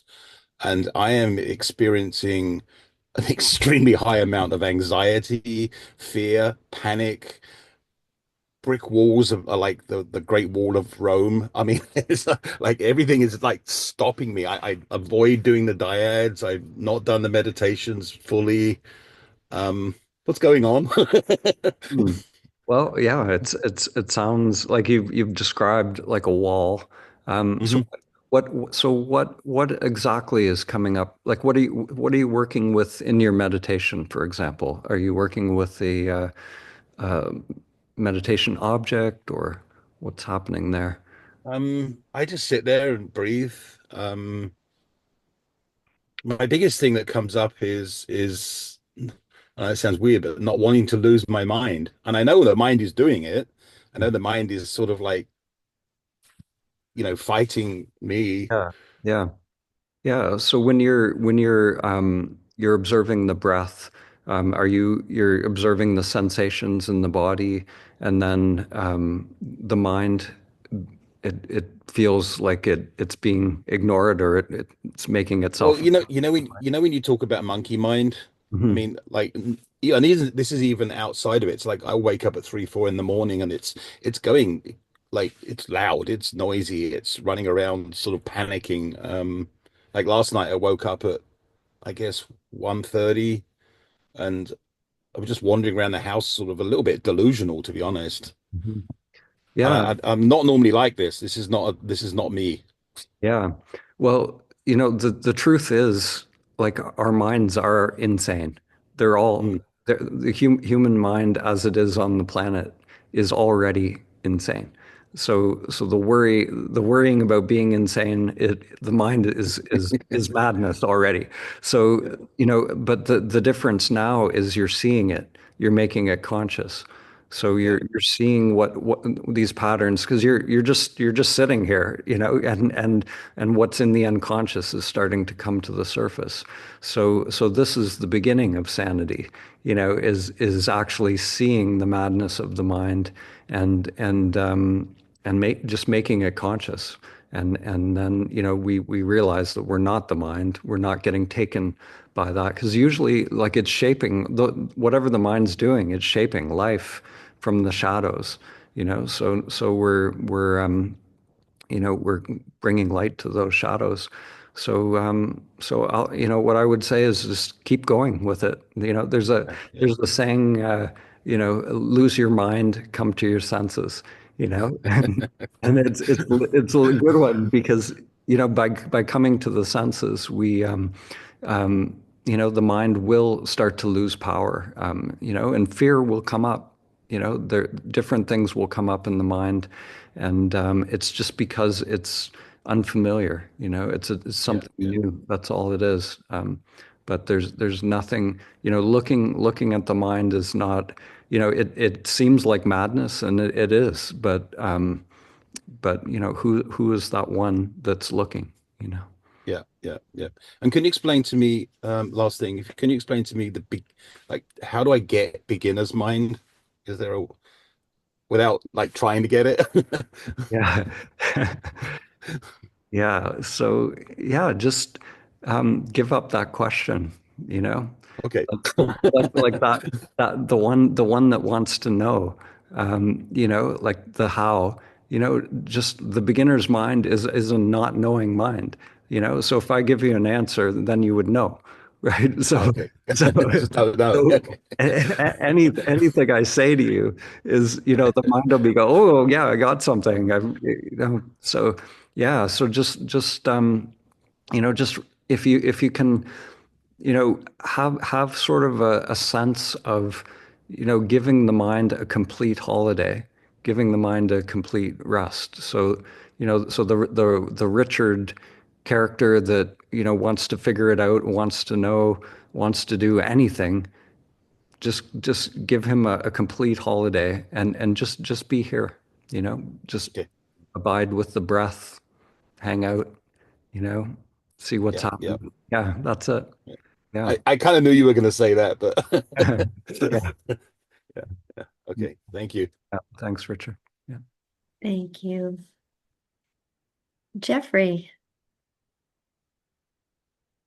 Hi, Jeff. I I just have one thing that I think might be helpful. It's just a comment. I it's in relation to the seeker. So a couple of months ago, I just dove deep into the sacred texts and I found something in the Quran that was like super helpful for me.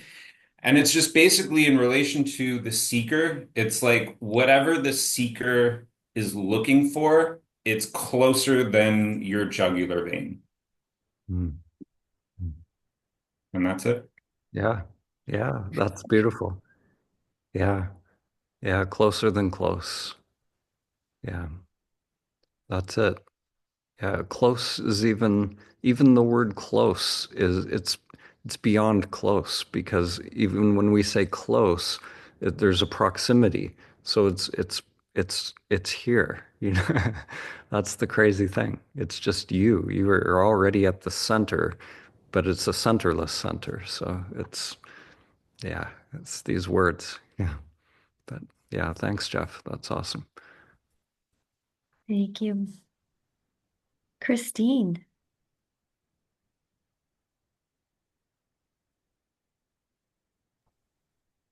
Hi, Christine. Hi. Um, yeah, wanting to express my gratitude also. It's feels really good to be in this kind of container where there's a wave of like beings that have a lot of experiences that maybe I have that can support the stuff that's going on here. So um on the second day, I was so tired. Like it really was sluggish to stay. And it seems since then there's like a numbing, like a blankness. And I think it's part of a character and attitude that I have of like, who cares attitude. And the seeming problem with this attitude is that it's really slippery because it kind of just trumps everything because like, well, who cares? And then there's a shutdown. Mm. And then there's something I'm just connecting to it more now than I have since now that we're talking here, that then there's like something trying to give it more of a character to be more identified because it's so subtle. It seems so subtle. Mm-hmm. Yeah. So is this coming up in the dyads, like this sense of who cares? Yeah. And in dyads and also in the meditation, sort of, where it's like, but then in the meditation, I could at least be like, that's just what it is right now. And Mm-hmm. but then in the dyad, yeah, it's a little more like, what am I doing here? Mm-hmm. Uh, yeah, something Yeah. like that. Yeah. So if that's what's coming up, like there's no accidents, as to what's coming up. So, so we move through these layers of mind, like the tiredness is a common one, so that can clear, and then we come to the who cares, the part of the mind, and the mind it puts up all these different kind of obstacles to keep itself alive, really, so that whatever that pattern is, it's keeping the mind in control and keeping the energy from being part of the present experience. And there's nothing to do about that except to just see it, make it conscious. And the fact that you're conveying it to me, you're making it fully conscious, and that's perfect. That's what's coming up, and so you get to see that part of the Christine character, very clearly, and Yeah. So who's aware of Christine? You know, who is, can you directly experience that awareness? And that's why I wanted to just share it out loud. Because yes, I'm becoming much more conscious of a lot of things. And it can be, I feel for guy to in his car. Like I feel for him because when we start to really see it, yeah, uh, yeah, all the super ego investment that I bought into and went down these endless paths of dead ends. And I think of what you shared about putting yourself in a position of no return, like just barricading that it's like you're not coming out of here with all that other stuff. And I've made that prayer and then I'm like, shoot, that was a really strong prayer. And I don't know, can we have a little gentleness? Just a little gentleness for this process, please? Because it's super confronting when you're done living the spiritual lifestyle. Yeah. Gangaji really helped me say, just tell the truth. Just be really, really honest with yourself. And honestly, I feel I've only really started to be honest with myself since about October, where it was like I was done with the shenanigans of like 30 years of seeking Yeah. through the potential movement and all the different ways that these teachings are sold as concepts. And then I realized coming to things like this, it's like you're only charging whatever this so cheap. It's not a $10,000 retreat. And I'm like, there's so much more truth here. And so it's very confronting and it could feel like I've wasted my time, but obviously that doesn't even exist. Yeah, I love what you said about the spiritual lifestyle. Like, yeah, we're waking up from being that spiritual person, and yeah, and we get to see, yeah, all these things that we normally assume are part of spirituality. We get to question them, and find out like what is actually true for me. What feels true, what feels like freedom, and what is just buying into some spiritual nonsense or spiritual persona. And it's whatever feels, that embodied feeling of freedom of expression and ease in the body. That's, our compass in all of this. Well, it feels so empty to keep going down those promised avenues that are sold to me that I was like, oh, I just thought, we were also kind of honest, like honestly seeking and honestly wanting this freedom. But there's a lot, I always kind of equate it to you went on the train to go to enlightenment, but then there was a carnival over here. There was a promise of like, ooh, conscious community. Oh, and like you go and you hang out and you get caught up in that. And then you're till you get plooped out and you're like, netty netty. It's like the netty netty thing. Yeah, that's very well said. Yeah. Yeah, there are a lot of sidetracks for sure. And the way I see it, like, it's kind of like when a tree grows, like the tree it branches here and there, but it is growing upwards at the same time. So sometimes, exploring these little branches, I went into all the branches, at some point on the path. I got into whatever, ayahuasca and this and that, and, pranayama, breathing practices, and Kundalini yoga and all of it. They were little branches and they served their purpose. But yeah, if we get stuck, then we get plateaued at these different levels. Yeah. Yeah. And then I guess lastly, it's like the retracting the tendrils from society right now feels good, but also scary and painful because I have a lot of friends and they're all amazing and they're all like true about what they're trying in this world, to create with this path in their own way. And it's it's it's I don't know. It's just a little scary to pull in, but I need to right now. And but this character is very entertaining and loves to dance in the world and engage a lot. So it's a huge shift, and I Hmm. don't know why I'm telling you that. It's it's Yeah. pulling, and I'll say that you mentioned the Wu Wei, which I was just told 2 weeks ago. Look into the Wu Wei for you. So Hmm. I'm listening to the Tao of Pu again right now, and Oh, it's nice. you brought it up and who and when you said who yesterday, and I just heard about the owl saying his name is Yeah. Who. Yeah, yeah.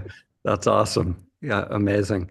Yeah, I love the what we're realizing here then, like the in that Zen teaching of the ox herding pictures, the path it leads back to the world. The very final picture in that ox herding pictures is this Buddha character goes back into the world, and in that picture there's different depictions of the Buddha in different traditions, but this is the like the fat happy Buddha.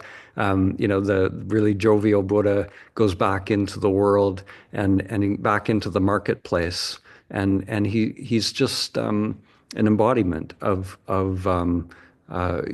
non-attachment, but at the same time, he's like a dancing Buddha as well. So he's both. He's like, full fulfillment of life experience, but also non-attachment. He can just he's like homeless. He just wanders around. He's not attached to anything at the same time. So to me, that's the perfect embodiment of a fully liberated being, not necessarily being homeless, but well, like it doesn't matter. But to fully be able to dance with life. You know, I think Osho said, I would never trust a Buddha that can't dance. So, Oh, thank you so much. Thank you. Thanks, everybody. Glad to be on this boat together, rowing. yeah, thank you. Mhm. Thank you. Louis.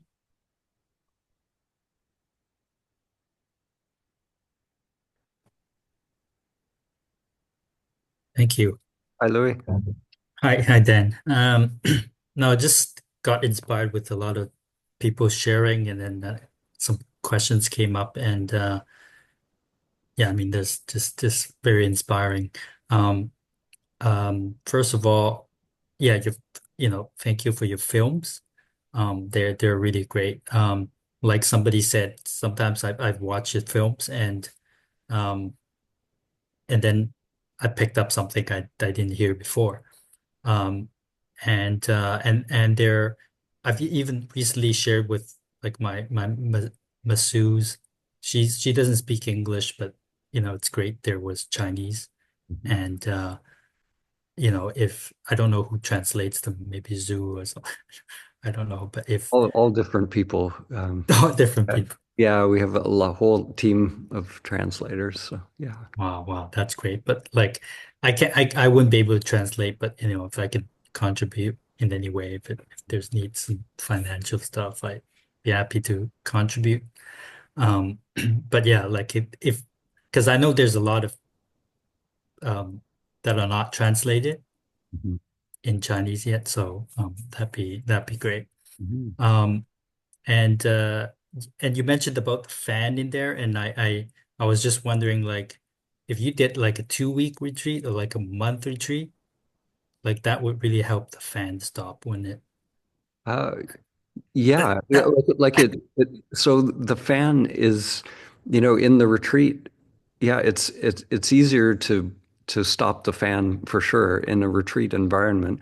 But with these vasanas, in our life as well, like these tendencies for these unconscious patterns to activate, sometimes the best way to unplug the fan is actually to go back into life and see, put yourself in those situations where those tendencies come up. So, so because there are people, sometimes people will do like a year-long retreat, and they've pulled the plug on the fan, but then as soon as they talk to their mother again, they're like they lose it all. It's like, so those are the real tests, for our practice.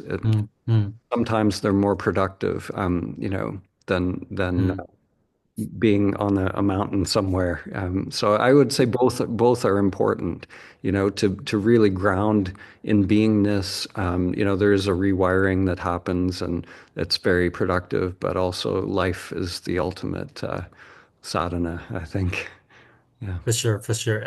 I mean, no, makes sense. It just, like I feel like the retreat is it's getting close to the end, and I'm like, there's wow, if I maybe I just need a little longer or something, Yeah.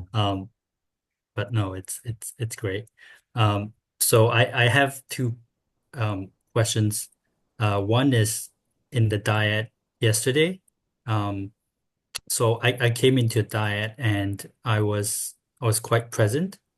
And then I was like, oh, maybe I should try tell me what you are. So I was trying that. And then so my partner was doing the same. And I think I'm not sure what happened, but like it seemed like she got connected into this a space of something to do with a past or some type of almost like a galactic thing. I'm not sure if it's an entity thing. And like my third eye was feeling a lot and I got dizzy. Like the presence completely was gone. And I got like dizzy and everything. Like I had to try to ground myself. So like my question is, like what that's a part of the diet I'm not like understanding what's going on with. Yeah. Well, and so yeah, so that's why we generally work with the who, because like who you are, it there's no answer obviously on the level of mind. So it's designed to stop the mind, and to awaken, to bring about Kencho. So when we get who we are, the next step then is to explore what. But what we are is, also inclusive of this entire matrix and the whole illusion.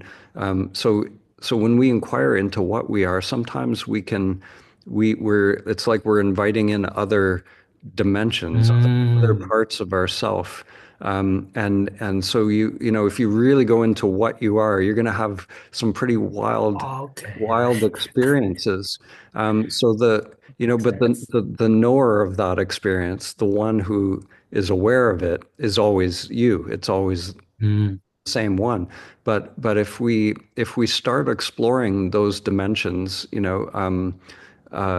before we know who we are, we can get lost in it, or we can get caught.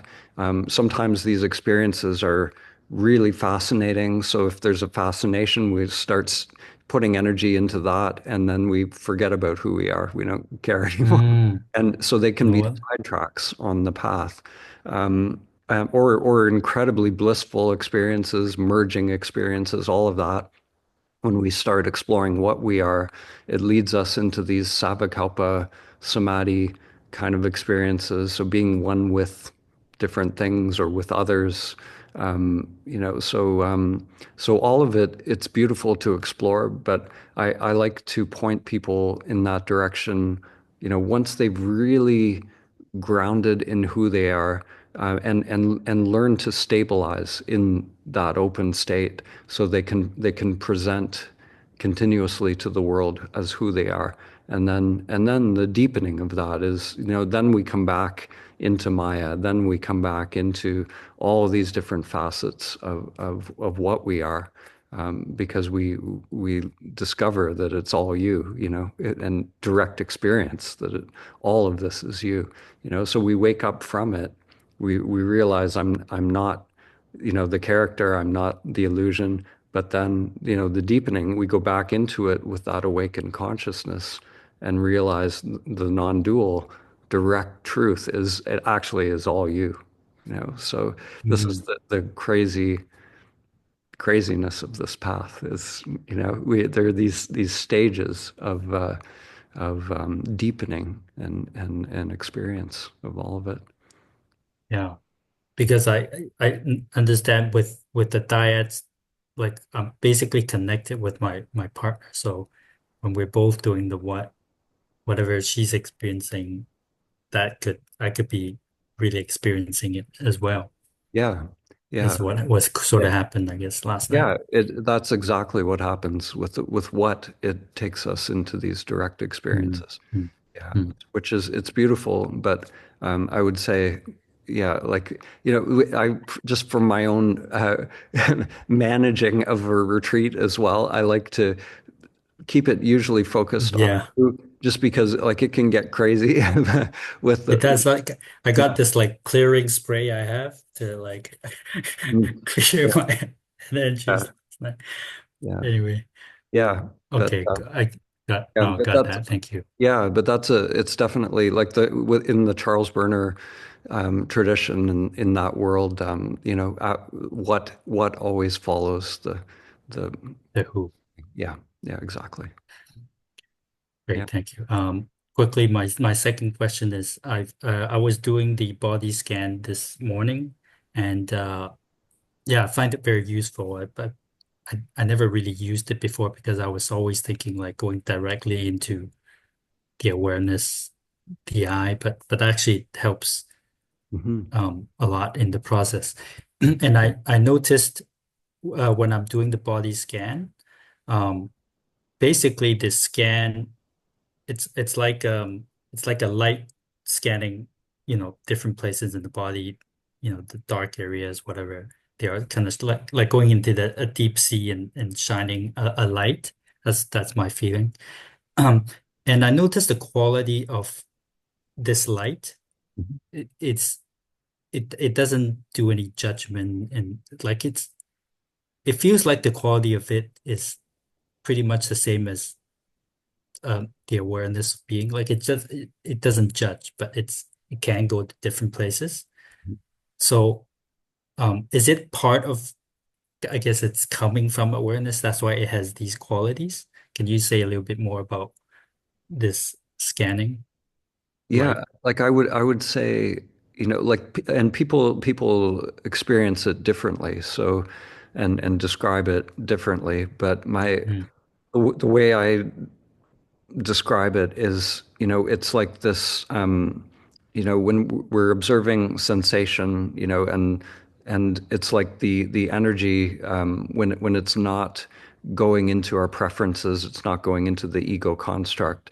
There's this free flow, and some people experience it as, just sensation sort of energy. Some experience it as light. And my feeling is that it has its own intelligence. So it just sort of, when that energy is free in the body, it will do things. It'll move around. It'll sort of purify the samskaras. It'll move through blockages.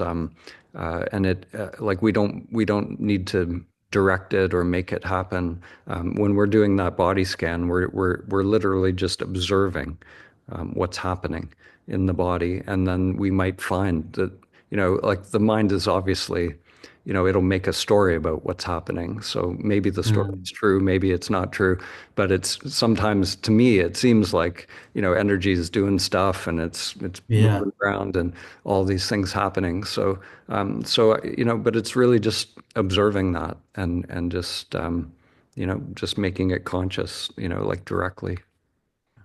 Yeah, because I felt the quality of it is it's not judging. It's not. It feels a bit like it's the big awareness, the being.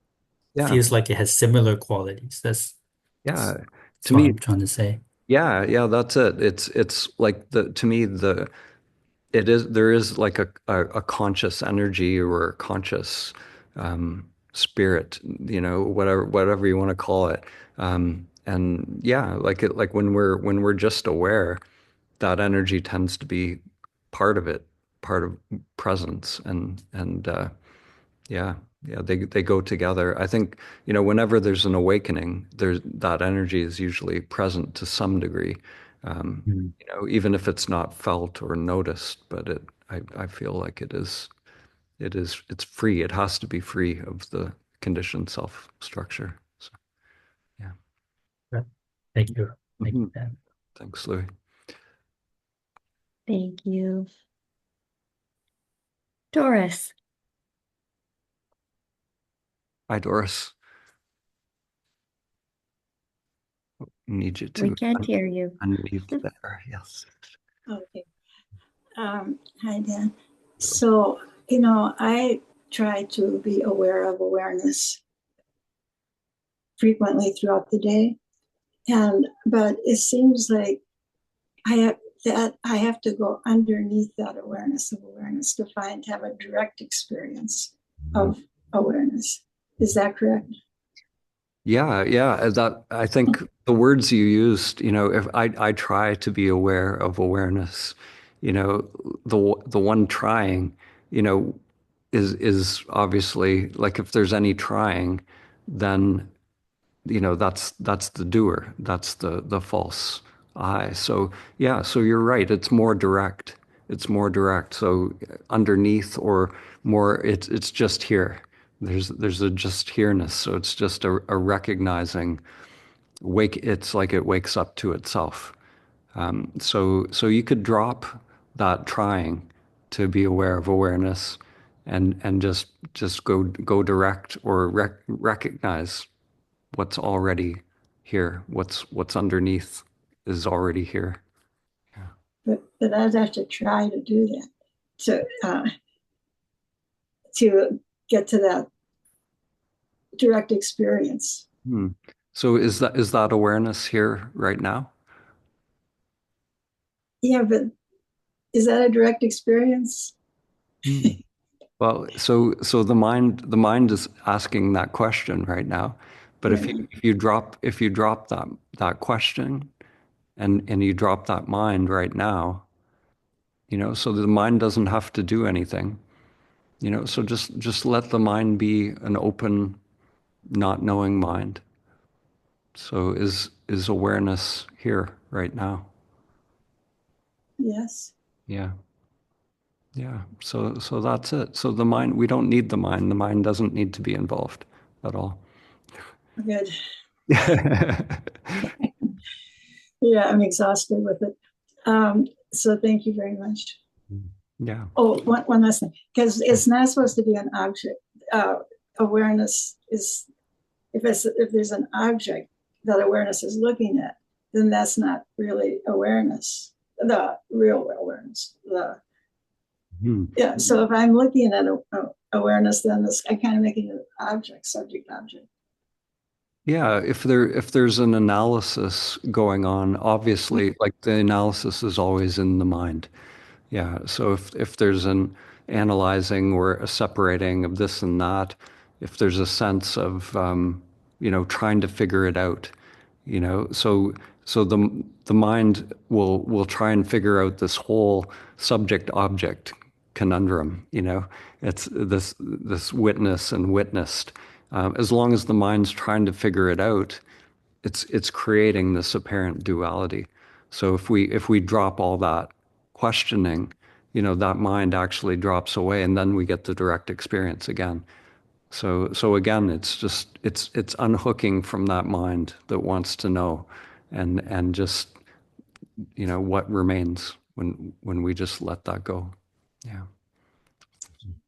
Yeah. Thank you. Thanks, Doris. Thank you. Jason.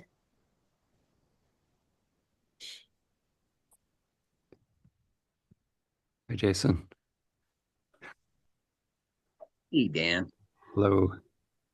How you doing? Awesome. Good. Me too. I had a peak experience yesterday during the Diads, which it was absolutely amazing.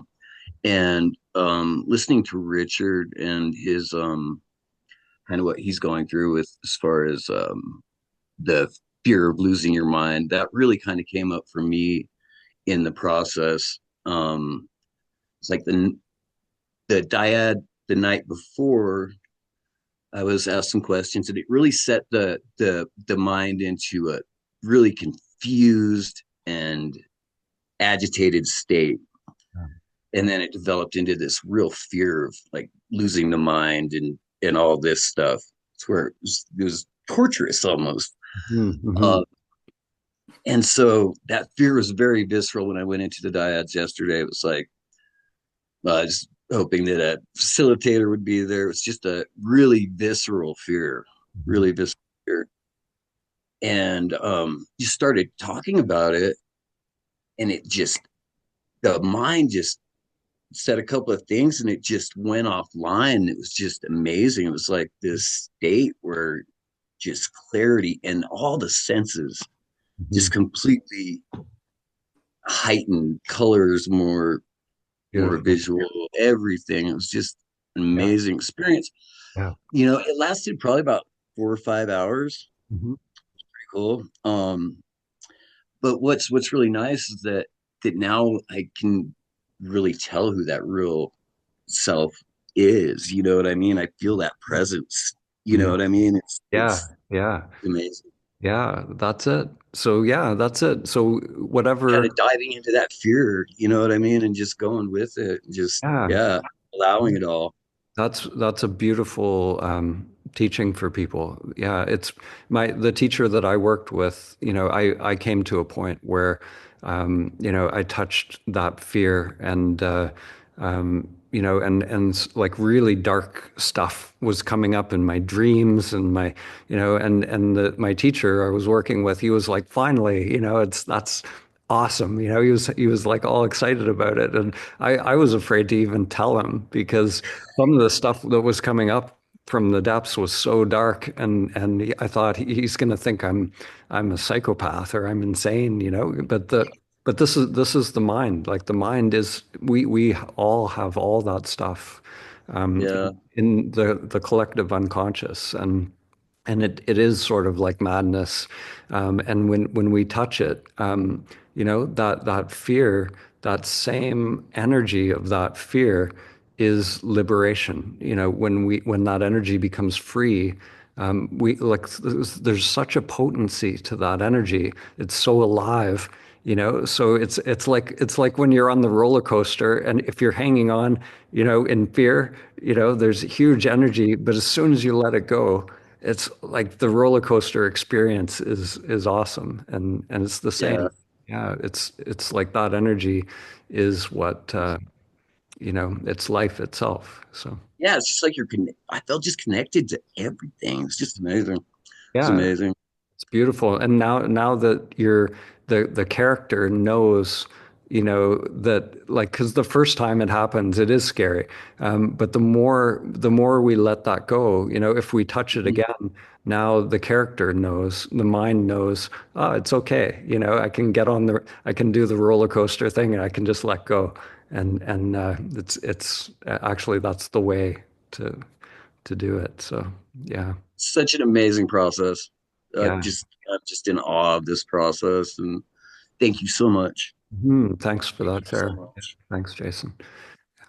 Thank you. We have one more question. Right. From Elizabetta.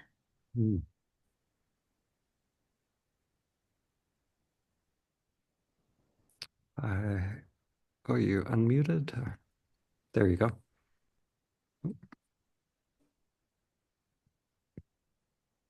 Can you hear me? Yeah, this mute process is ongoing. Okay. So hi, Dan. Hi, everyone. So there's a question coming from the mind. So it's a beginner question. So there's something that wants to know. So you've mentioned that the middle way is important. So to feel, to respect the body. And for me, it's really important because I feel that each little violence is felt very strongly in this body. Yeah. Even when I try to focus on a meditation object in a very constant way, there's I could do a diet now because there's a lot of agitation and a lot of stuff coming up. But anyways, so there's a noticing that everything, even the smallest coercion is felt in the body in not in a nice way. So it's interesting to allow, as you say, things to unfold. And there is this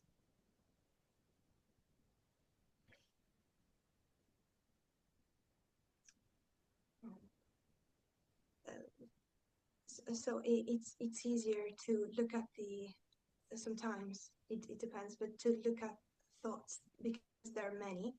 I have a really monkey mind.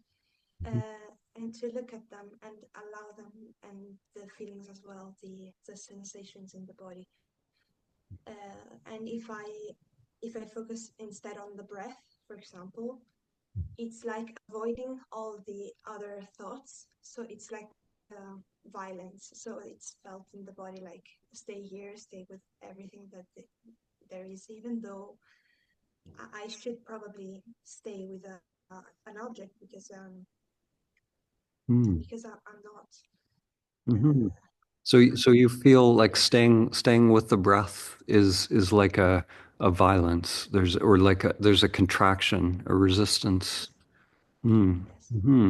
And have you explored like the body scan or any of those other practices, or are any of those feeling more in alignment for you, or? No, they're really nice for a certain period of time. Even the breath, you can do that for one session, and then something. I don't know if that's the mind, but it feels really, really heavy in the body, like a strong contraction. So I would say, so for me, like the meditation practice, like the ego is resistance. So whatever we do in our practice, we don't want to add more resistance to the ego. So we don't want to do anything that is feeling like, it's pushing or creating more contraction in the mind and more resistance.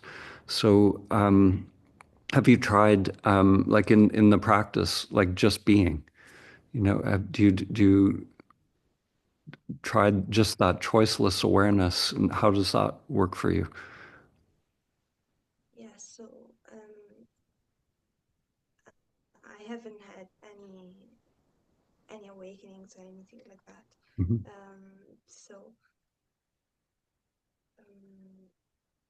But what happens, like if you're in your meditation and you're just being, like you drop all the techniques and all the doing?